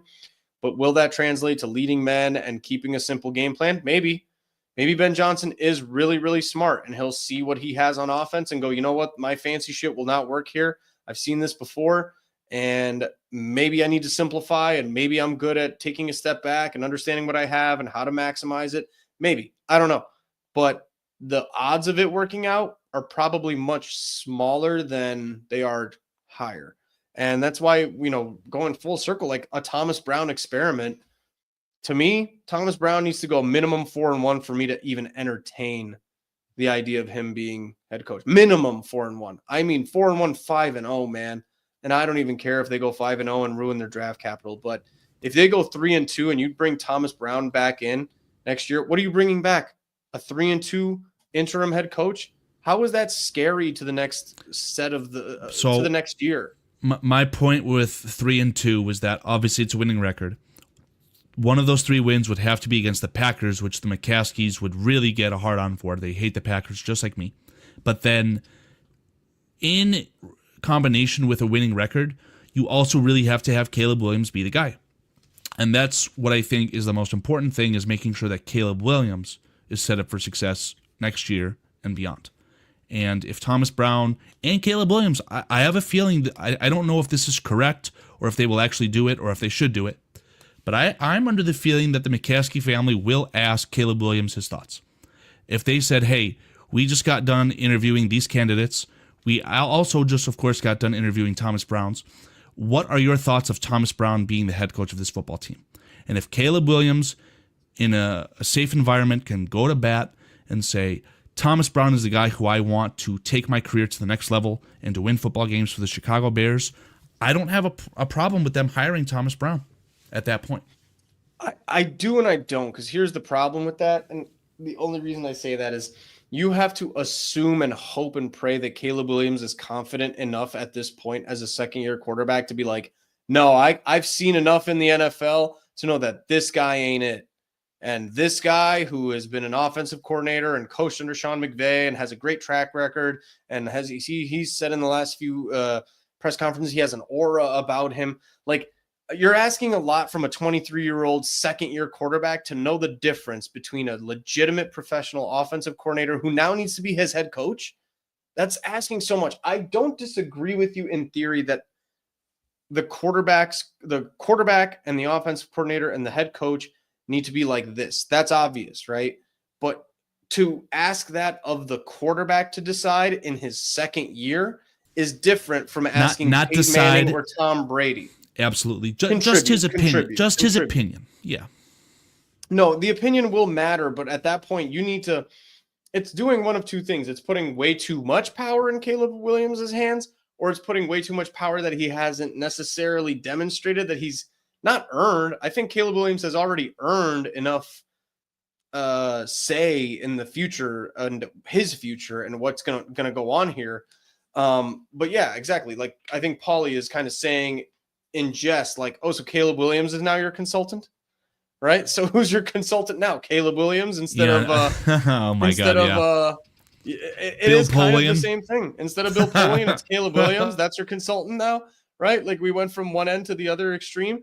Like, it's just part of it's part of the cycle. It's a problem. You might have a future Hall of Fame quarterback. You might have an absolute stud. But I don't know if I'm necessarily, and I'm going to say this as I appreciate you hiding it. I wouldn't trust a fucking kid to meal plan their next 3 meals, right? If you ask a kid, what do you want to eat for the next 6 days? McDonald's, Burger King, McDonald's. Just because you gave the kid the choice and you let them be smart, unless you're trusting that kid to go, you know what? For breakfast, I want eggs, and for lunch, I want a salad. That needs to be a very special fucking kid, right? You should not be asking every kid to be like, what do you think? Sometimes that kid's opinion is worth jack shit. And in this case, we don't know what Caleb Williams' opinion is yet. So maybe he needs to just be kind of like, look, dude, what did you think? How did it go? Okay, great. But Thomas Brown, again, 4-1 is the minimum in my mind that he needs to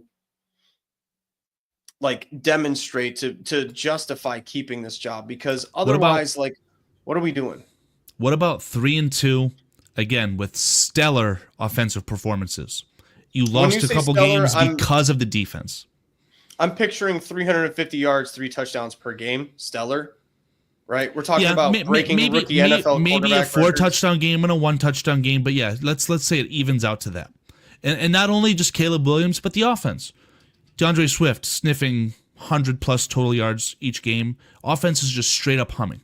But you go 3-2 because you pick on Tyreek Stevenson and you lose a 45-41 game or something stupid. It's a bridge that I'm willing to cross once we get there.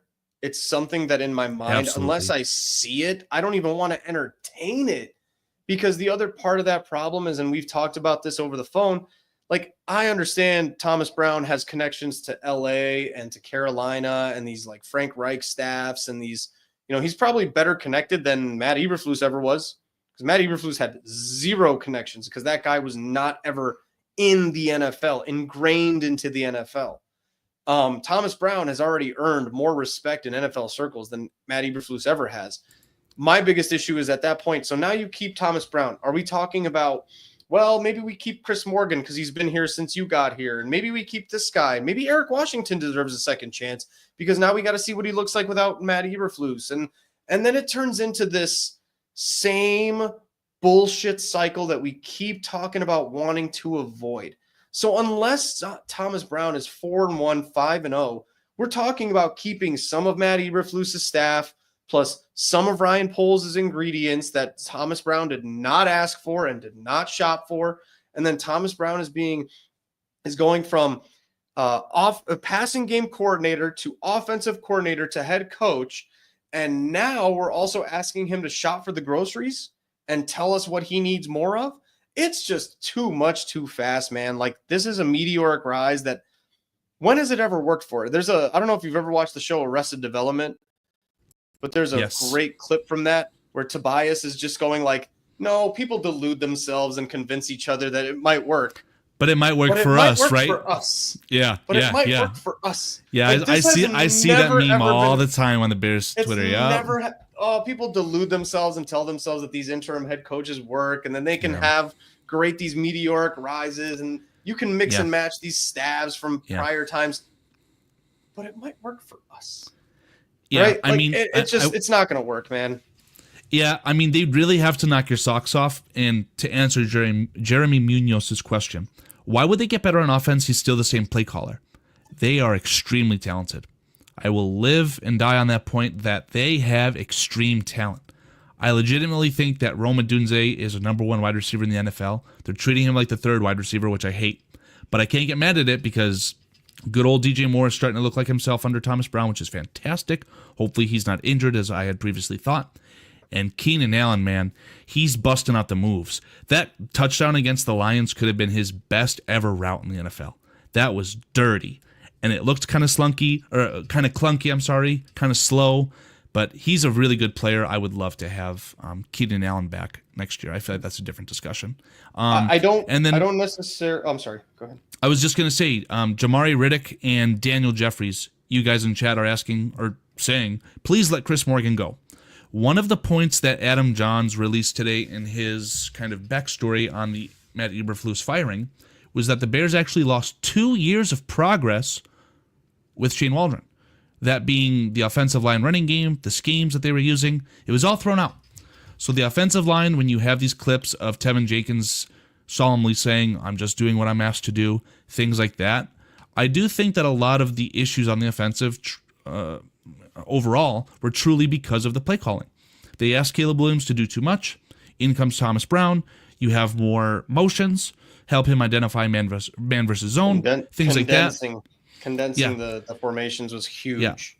Yes. So I do think that they're extremely talented, and I don't want to say the sky's the limit because we know that this offensive line is shit. But they have it in them, and again, the idea with Thomas Brown would be that offensively, he has to knock your socks off. You have to win games, especially against the Packers. Someone in the chat said something about giving Mr. Thomas Brown an interview. He's interviewing right now. He's going to be interviewing over the next 5 games. And that's the best possible interview that you can have is on the job. So if Thomas Brown wants to be the head coach, he's got to earn it, and he has every opportunity to do so. I heard so many comments about how Thomas Brown's charisma this, he talks like Barack Obama that. I don't care about that. Show us on the football field. Go out and do it, man. That's how you're going to prove your point and be a head coach, whether it's with the Bears or not as well to him. Here, to address the first comment you brought up, Jeremy Munoz, here's the 2 schools of thought, and I don't know which one I necessarily believe because I do believe in both of them when they're done by the right head coach. If you have a head coach, he is dictating what type of offense and how aggressive you are calling these plays. Because Matt Eberflus, as we've learned in the last 2 to 3 years, we play scared as fuck. We are game managing from the moment that game starts, and that's, I think, part of the reason why you see these second half comebacks be a little bit more aggressive and work out better. Now imagine the second half of Detroit, but start that way, right? You take the second half, you take the third quarter, but you turn that into the first quarter and you start playing aggressive football from the very beginning, which is what good football teams do. They put you on your heels, they put you on your ass, and then you instantly, have a lead, and then that leads to your defense playing better. So it can be very, very important by Thomas Brown being in charge and not being handcuffed. I just saw that Judah got banned. See you later, Judah. Not going to miss you. Hey, J2K's great point. Don't give oxygen to the fire. Like Mike Tomlin, we made a mistake. We corrected the mistake. We're fucking done with it. Please continue, Dave. Yeah. No, so that's it was a good question by I'm sorry, who was it that Jeremy Munoz at first? Correct. Yep, I'll get it back on the screen.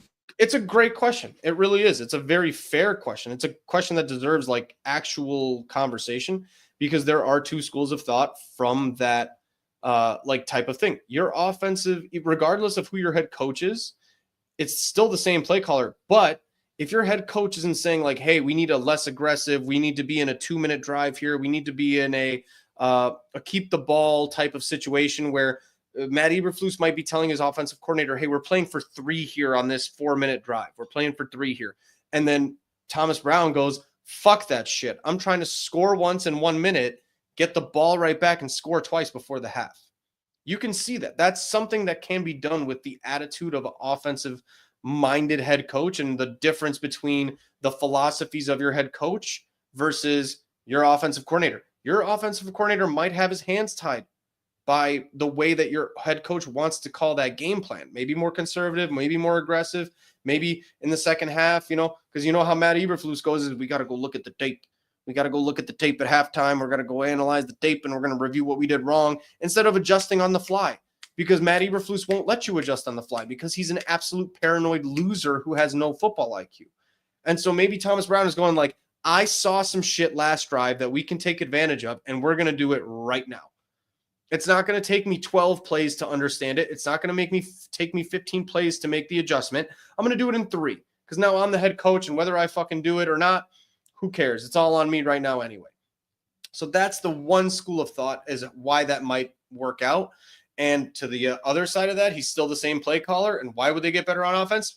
You're right. They might not, because they might be as limited as they possibly were.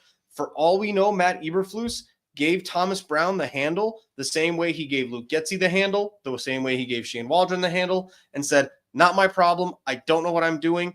But we've heard otherwise in post games. We've heard difference in conferences where Matt Eberflus is talking about how much he wants to be involved in the offense this year, how much he's in these meeting rooms and stuff like that. So it kind of depends on your school of thought. I might have to let my dog out real quick. Give me 1 second. Yeah, if you take your time, absolutely. I mean, I'll get to chat. You guys are absolutely fantastic. Again, no oxygen. If you guys are civil, it does not take, actually, opposite. It takes a lot for you guys to get yourself flused in this chat, as someone just said. I think it was Crimson. That was not an isolated incident, by the way. Yeah, Paul, by all means, man. Paul, if you've got some topics here, I would love to hear from the great Paulski. How's it going, by the way? Paulski. Good, man. How are you guys? We're doing great, man. We're having a blast. Yeah, it's been a fantastic show. Especially thank you to the viewers. You guys are fantastic. Yeah, definitely. And I tend to think that I want the best possible outcome here for the Bears. At the end of the day, I am a fan just like everybody else, and part of me thinks that maybe, just maybe, they're going to be willing to fork out the amount of money needed to go out there and get somebody. I saw some posts on Twitter that said that they are kind of preparing Sears Tower you're referring to. Yes, thank you. Sears Tower is like the public insider that the Chicago Bears Twitter personnel have. I mean, he's the guy who's saying some stuff that is starting to come to light. I don't like the way that he acts. It feels like he's more of a fan than anything, and I think it's bullshit at the end of the day. But he is reporting, if it's worth anything, to Paulski's point, it's reported that the Bears believe in Caleb Williams and are ready to break the bank regarding the next head coach. And I mean, you didn't have a first-round pick since 1957. And all of a sudden, you have 2 in a row. So, yeah, the Bears did not have a first overall pick since... First overall, thank you, yep. Yep, I'm sorry, first round. I said first round. I meant first overall pick since... Can you imagine not having a first-round pick for 50 years? How far back your franchise would be? Yeah. No, I said that the wrong way. Yeah, first overall first-round pick. And now you have 2 in a row in back-to-back years. You take the trade haul with the first one, and you take the generational quarterback prospect with the second one. Like, you have gotten such a treasure that fell on your lap. You can't gamble with this one. You just can't. I mean, you have to sink down to another level to go ahead and gamble with this. I mean, we're so close to getting it right. And that's why I said, especially when Ryan Poles got the job and was all about break the cycle, you had such a good chance of doing that this last offseason. regarding the quarterback, he did break the cycle. The Bears have figured it out. Without a shadow of a doubt, this quarterback is 5 plays away from having like 5 comeback victories on his resume already in his young NFL career. This kid is something special. I have not been watching football for as long as guys like PJ and Foster on the Bears Country Productions, so I can't speak to it entirely. But from the days of Rex Grossman, Kyle Orton, Jay Cutler was a fantastic quarterback. Then we've been going through this really dark cycle, right? Glennon, Trubisky, Fields even. I'll say Fields. Caleb Williams knocks the fucking socks off these guys as far as a passer of the football, and he is goddamn special. I don't have any statistical analysis or PFF rankings or anything silly like that, but my fucking eyeballs are telling me that Caleb Williams is a top 10 quarterback in this NFL, and by God, you have to get it right now. You've gotten it, wrong with the quarterback decisions for your entire franchise's, duration. But the broken clock finally was right, and you've got the quarterback. Now, what can you do to figure out the rest of this? Yeah, but the broken clock isn't right, though. It's still just a little bit broken. It's just not as far behind the quarterback, as it used to be. obviously. Regarding the quarterback, sure, but like he's doing it at every obstacle possible. I mean, you went through an offensive coordinator change. Your head coach is retarded. Pardon my French here, but like I don't mean to use that word, but you know what I mean. It's been so obviously bad, and the only saving grace here is that you do have enough talent on this team and enough, enough guys that have been around in the NFL. Like, thank God for Keenan Allen. I know early on he didn't do much, and he has shown up these last couple of weeks statistically. But the best thing he might have done for this team, honestly, is come out and say things publicly. Being a veteran, being an established veteran in this league,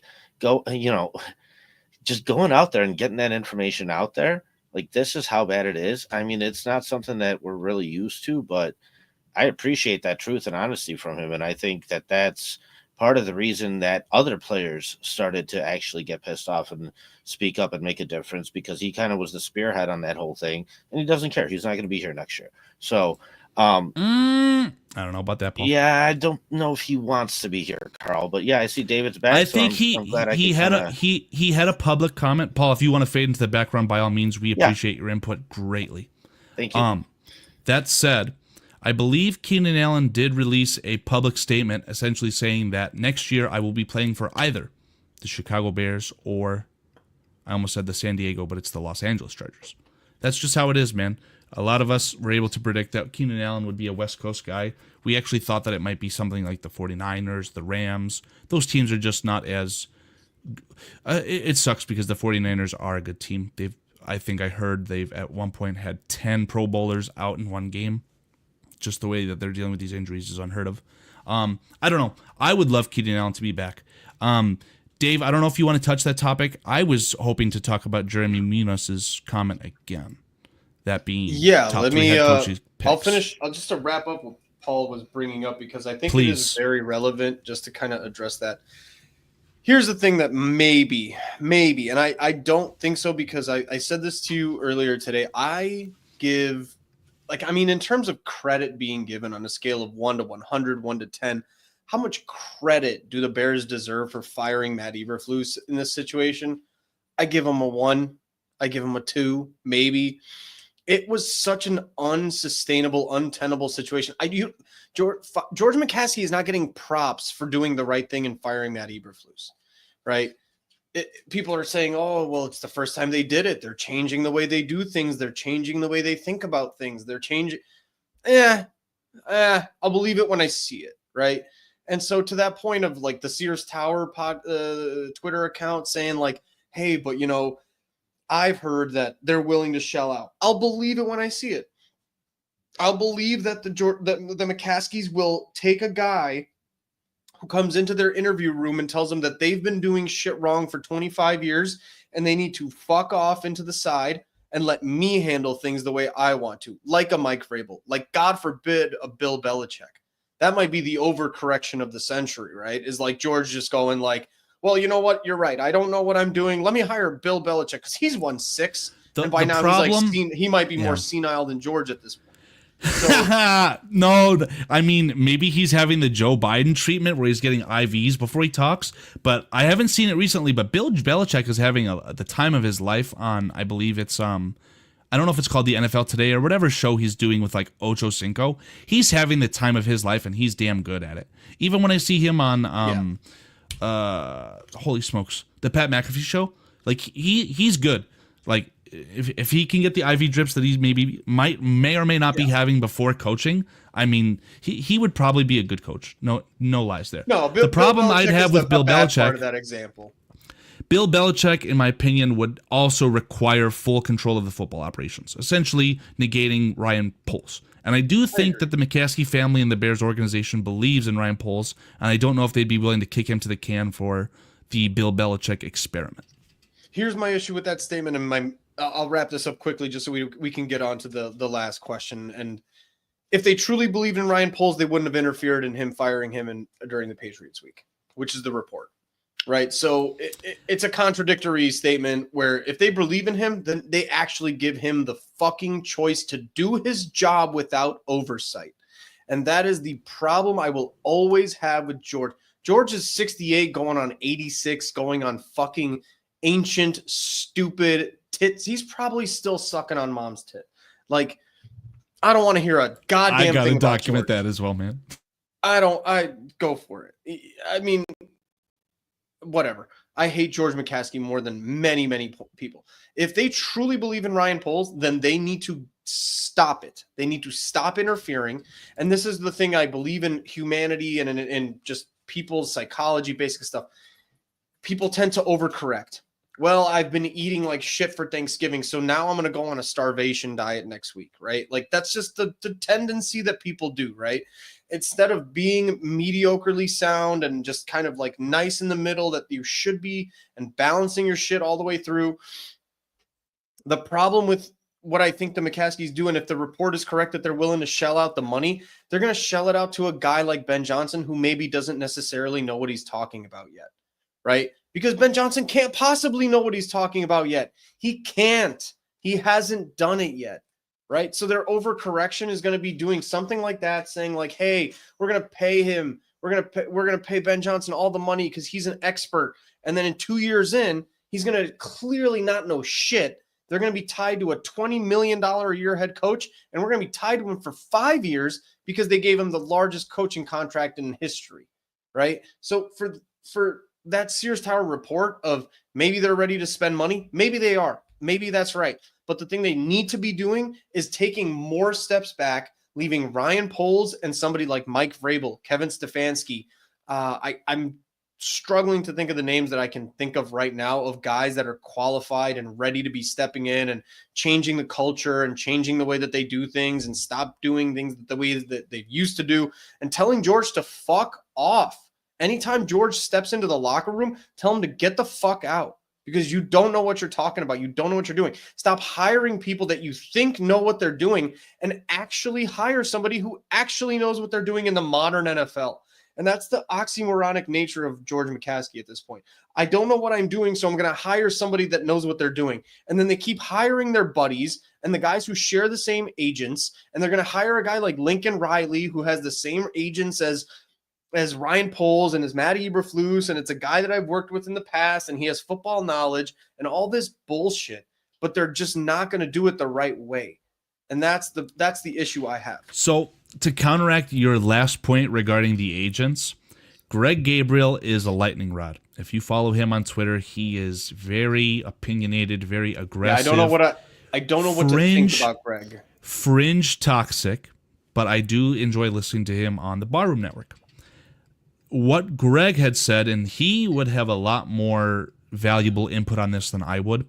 He told the world, essentially, that the NFL coaches, there's not a lot of, I can't think of the word, it's escaping me. Agents? Yeah, thank you. I don't know why I couldn't think of that word. There's not a lot of agents for this type of thing. There may only be like 5 or 10. I forgot what the number he had was. But he said that there really shouldn't be any... You shouldn't piece together the puzzle in that sense because a lot of these guys are already going to have the same agent regardless of anything. I agree with you. I really can't disagree with anything you said. It's embarrassing to me that the McCaskey family, George, whoever it is, they have to assemble this Avengers team of consultants. That should not have to be geriatric consultants. They're all in their like 80s. Yeah, exactly. Geriatric probably is the fucked perfect. Mother. That's why they got hired. Yeah, it's very, very possible. But let's dig into the nitty gritty. I'm gonna ask the question now, as per Jeremy Munoz. Guys in chat, if you guys have a name or two, please feel free to leave it in the chat. Leave it just that. Don't say like I want Kevin Stefanski. Just give the name, and we'll see if maybe that'll help us assemble the names that we want to think of. If we're escaping anyone, I'll go first. Top 3 head coaching picks. I've already outlined what I feel about Sean McVay. I feel like Sean McVay is one of the best coaches in the NFL. He's literally a Super Bowl winner. If you can acquire him, which I doubt will happen, find a way, make it happen. He's my dream choice.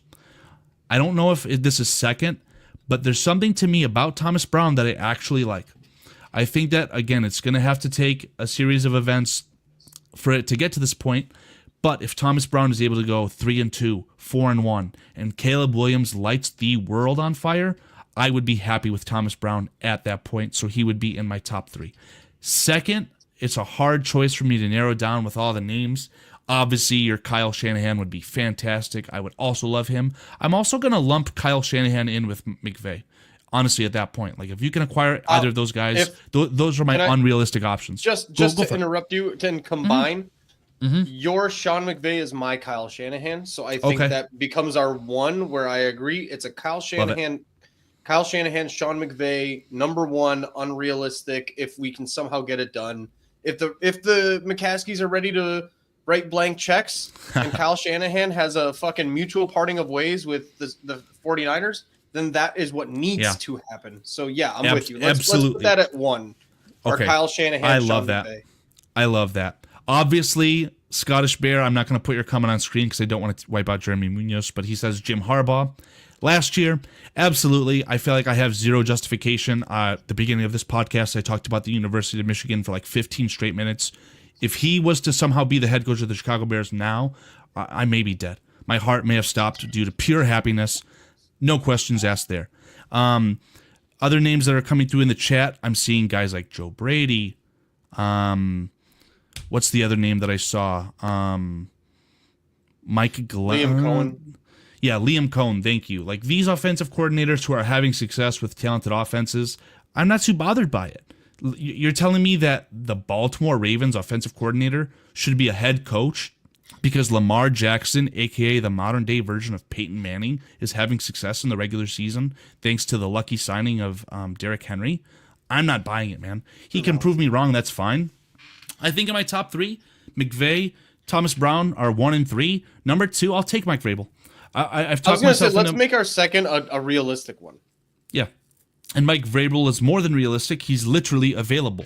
But the more I listen to him talk, the more that I see, I don't know, there's just something about him that his moxie, whatever it is, I think that he would be a fantastic head coach. But it just sucks when talking about him because he is literally the opposite of the McCaskies. So how can the McCaskies hire him? I don't see him being hired by the McCaskies, but if the Bears were to shock the world in that sense, I'm all for it. I don't know if you've seen the reason why Mike Vrabel got fired. I am a massive, and I mean when I was a kid, one of my favorite players in the NFL was Mike Vrabel. Like when I was like in high school, one of my top 3 favorite players of all time. I've been a Mike Vrabel stan since he was a player. So I was following closely what happened in Tennessee. And when they traded A.J. Brown on draft day, and did you ever see that clip of him reacting to the new GM that Mike Vrabel basically got fired because a new GM was hired. And he traded A.J. Brown, and Mike Vrabel went, what the fuck are we doing? You could see his lips. You could read his lips in the draft room going, what the fuck are we doing here?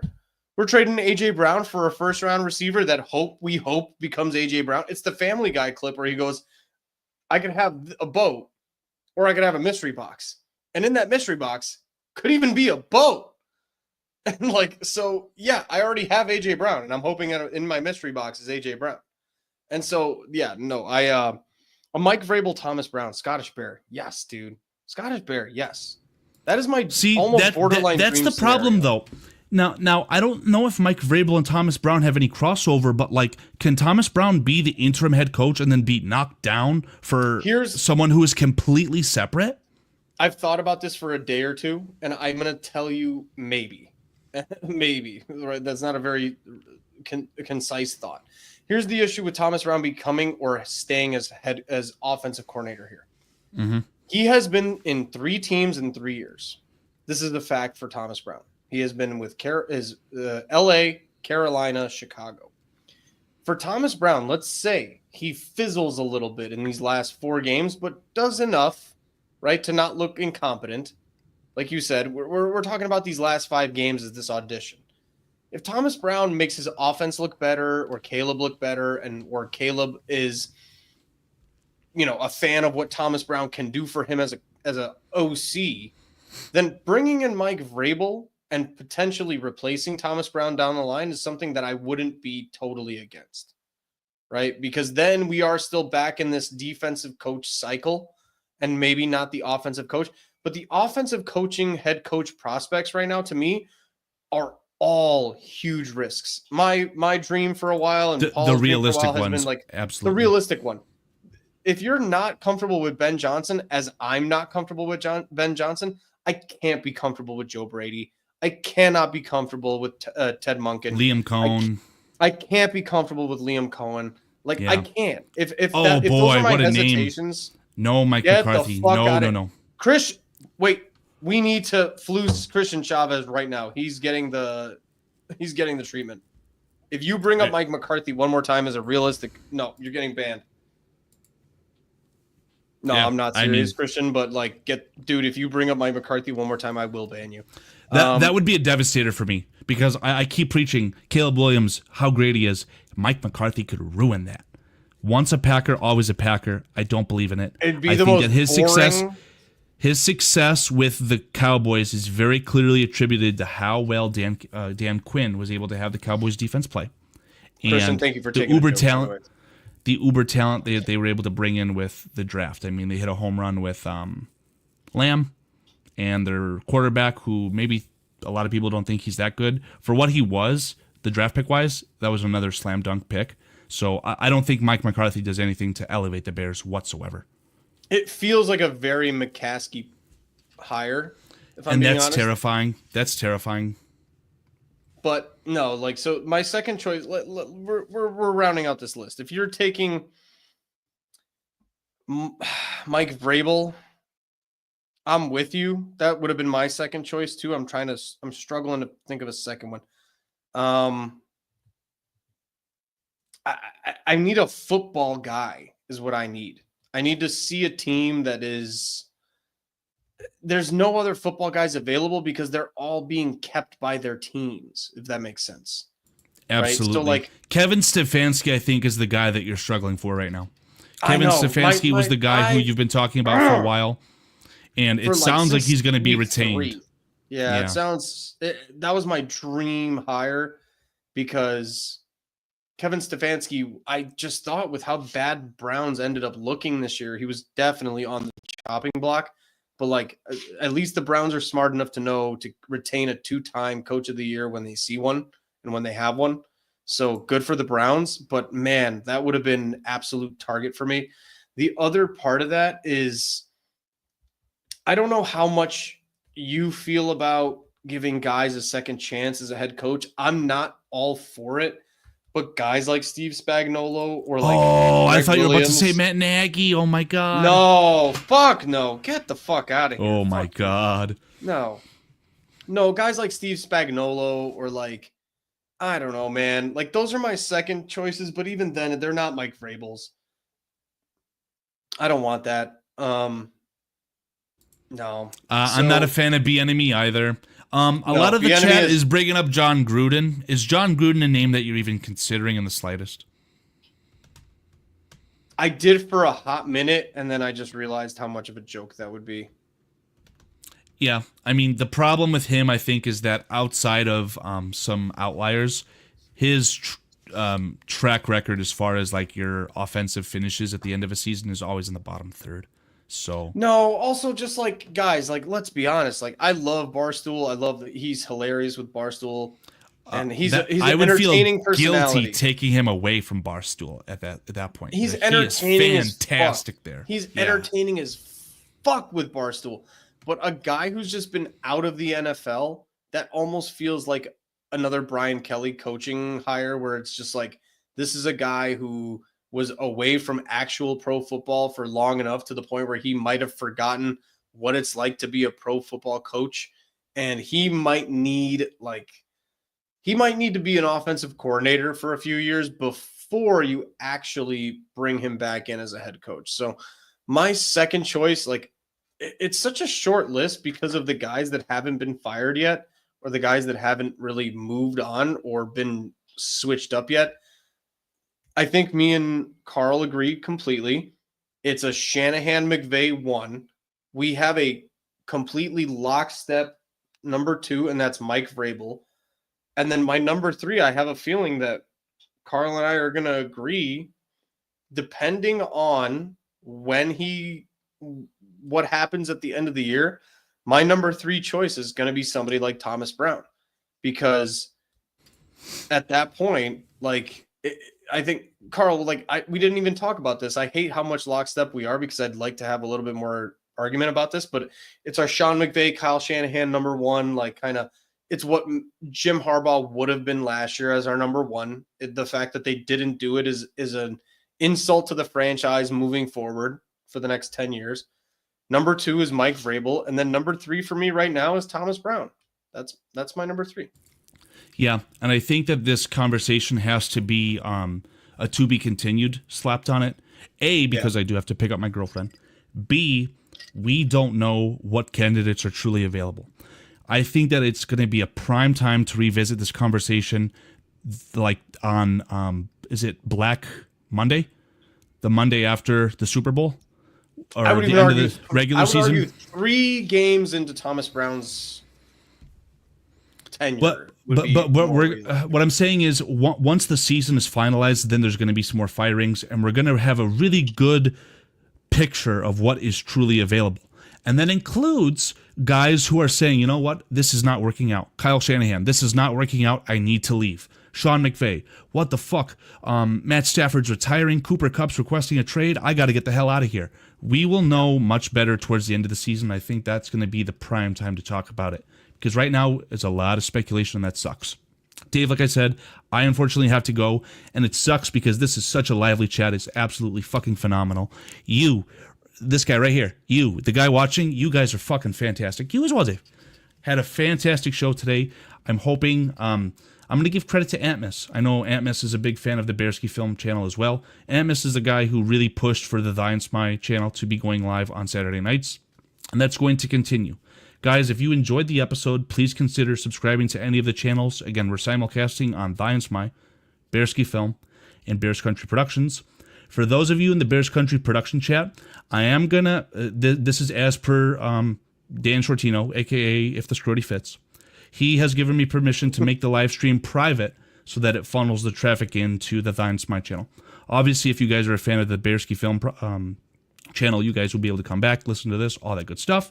But just keep that in mind. Consider subscribing to Thy and Smy if you want to listen to the episode in the afterthought. I'll leave the video on BCP up until tomorrow. But Dave, I got to go. Any closing thoughts from yourself? Karl, this has been awesome. Yeah, this is fantastic. I had a great time. Thank you for the chat. This has been the most interactive. The feeling is mutual. Chat I've had. This is one of my favorite just conversations I've had about Bears in a while. 2 hours flew by. So thank you, everybody. Yeah, I can't believe it's been 2 hours, if I'm being honest as well. Also, key point, if you enjoyed the dynamic between myself and Dave as much as we did, we are going to be doing a show every Tuesday on the BearskiFilm YouTube channel where we talk about, not the Bears specifically, it's an NFL discussion, but it's through a Bears lens, of course. But we get to talk about things outside of the Bears. Obviously, we've got the playoffs coming up, so it's going to be some good discussions there. And if you guys are into the off-season discussion as far as prospects, things like that, I'm sure that we will bridge the conversation into that as well. Dave, like I said, it's been a blast. I'm going to end the stream and literally run out of my apartment. But until next time, guys, bear down. See you, Karl.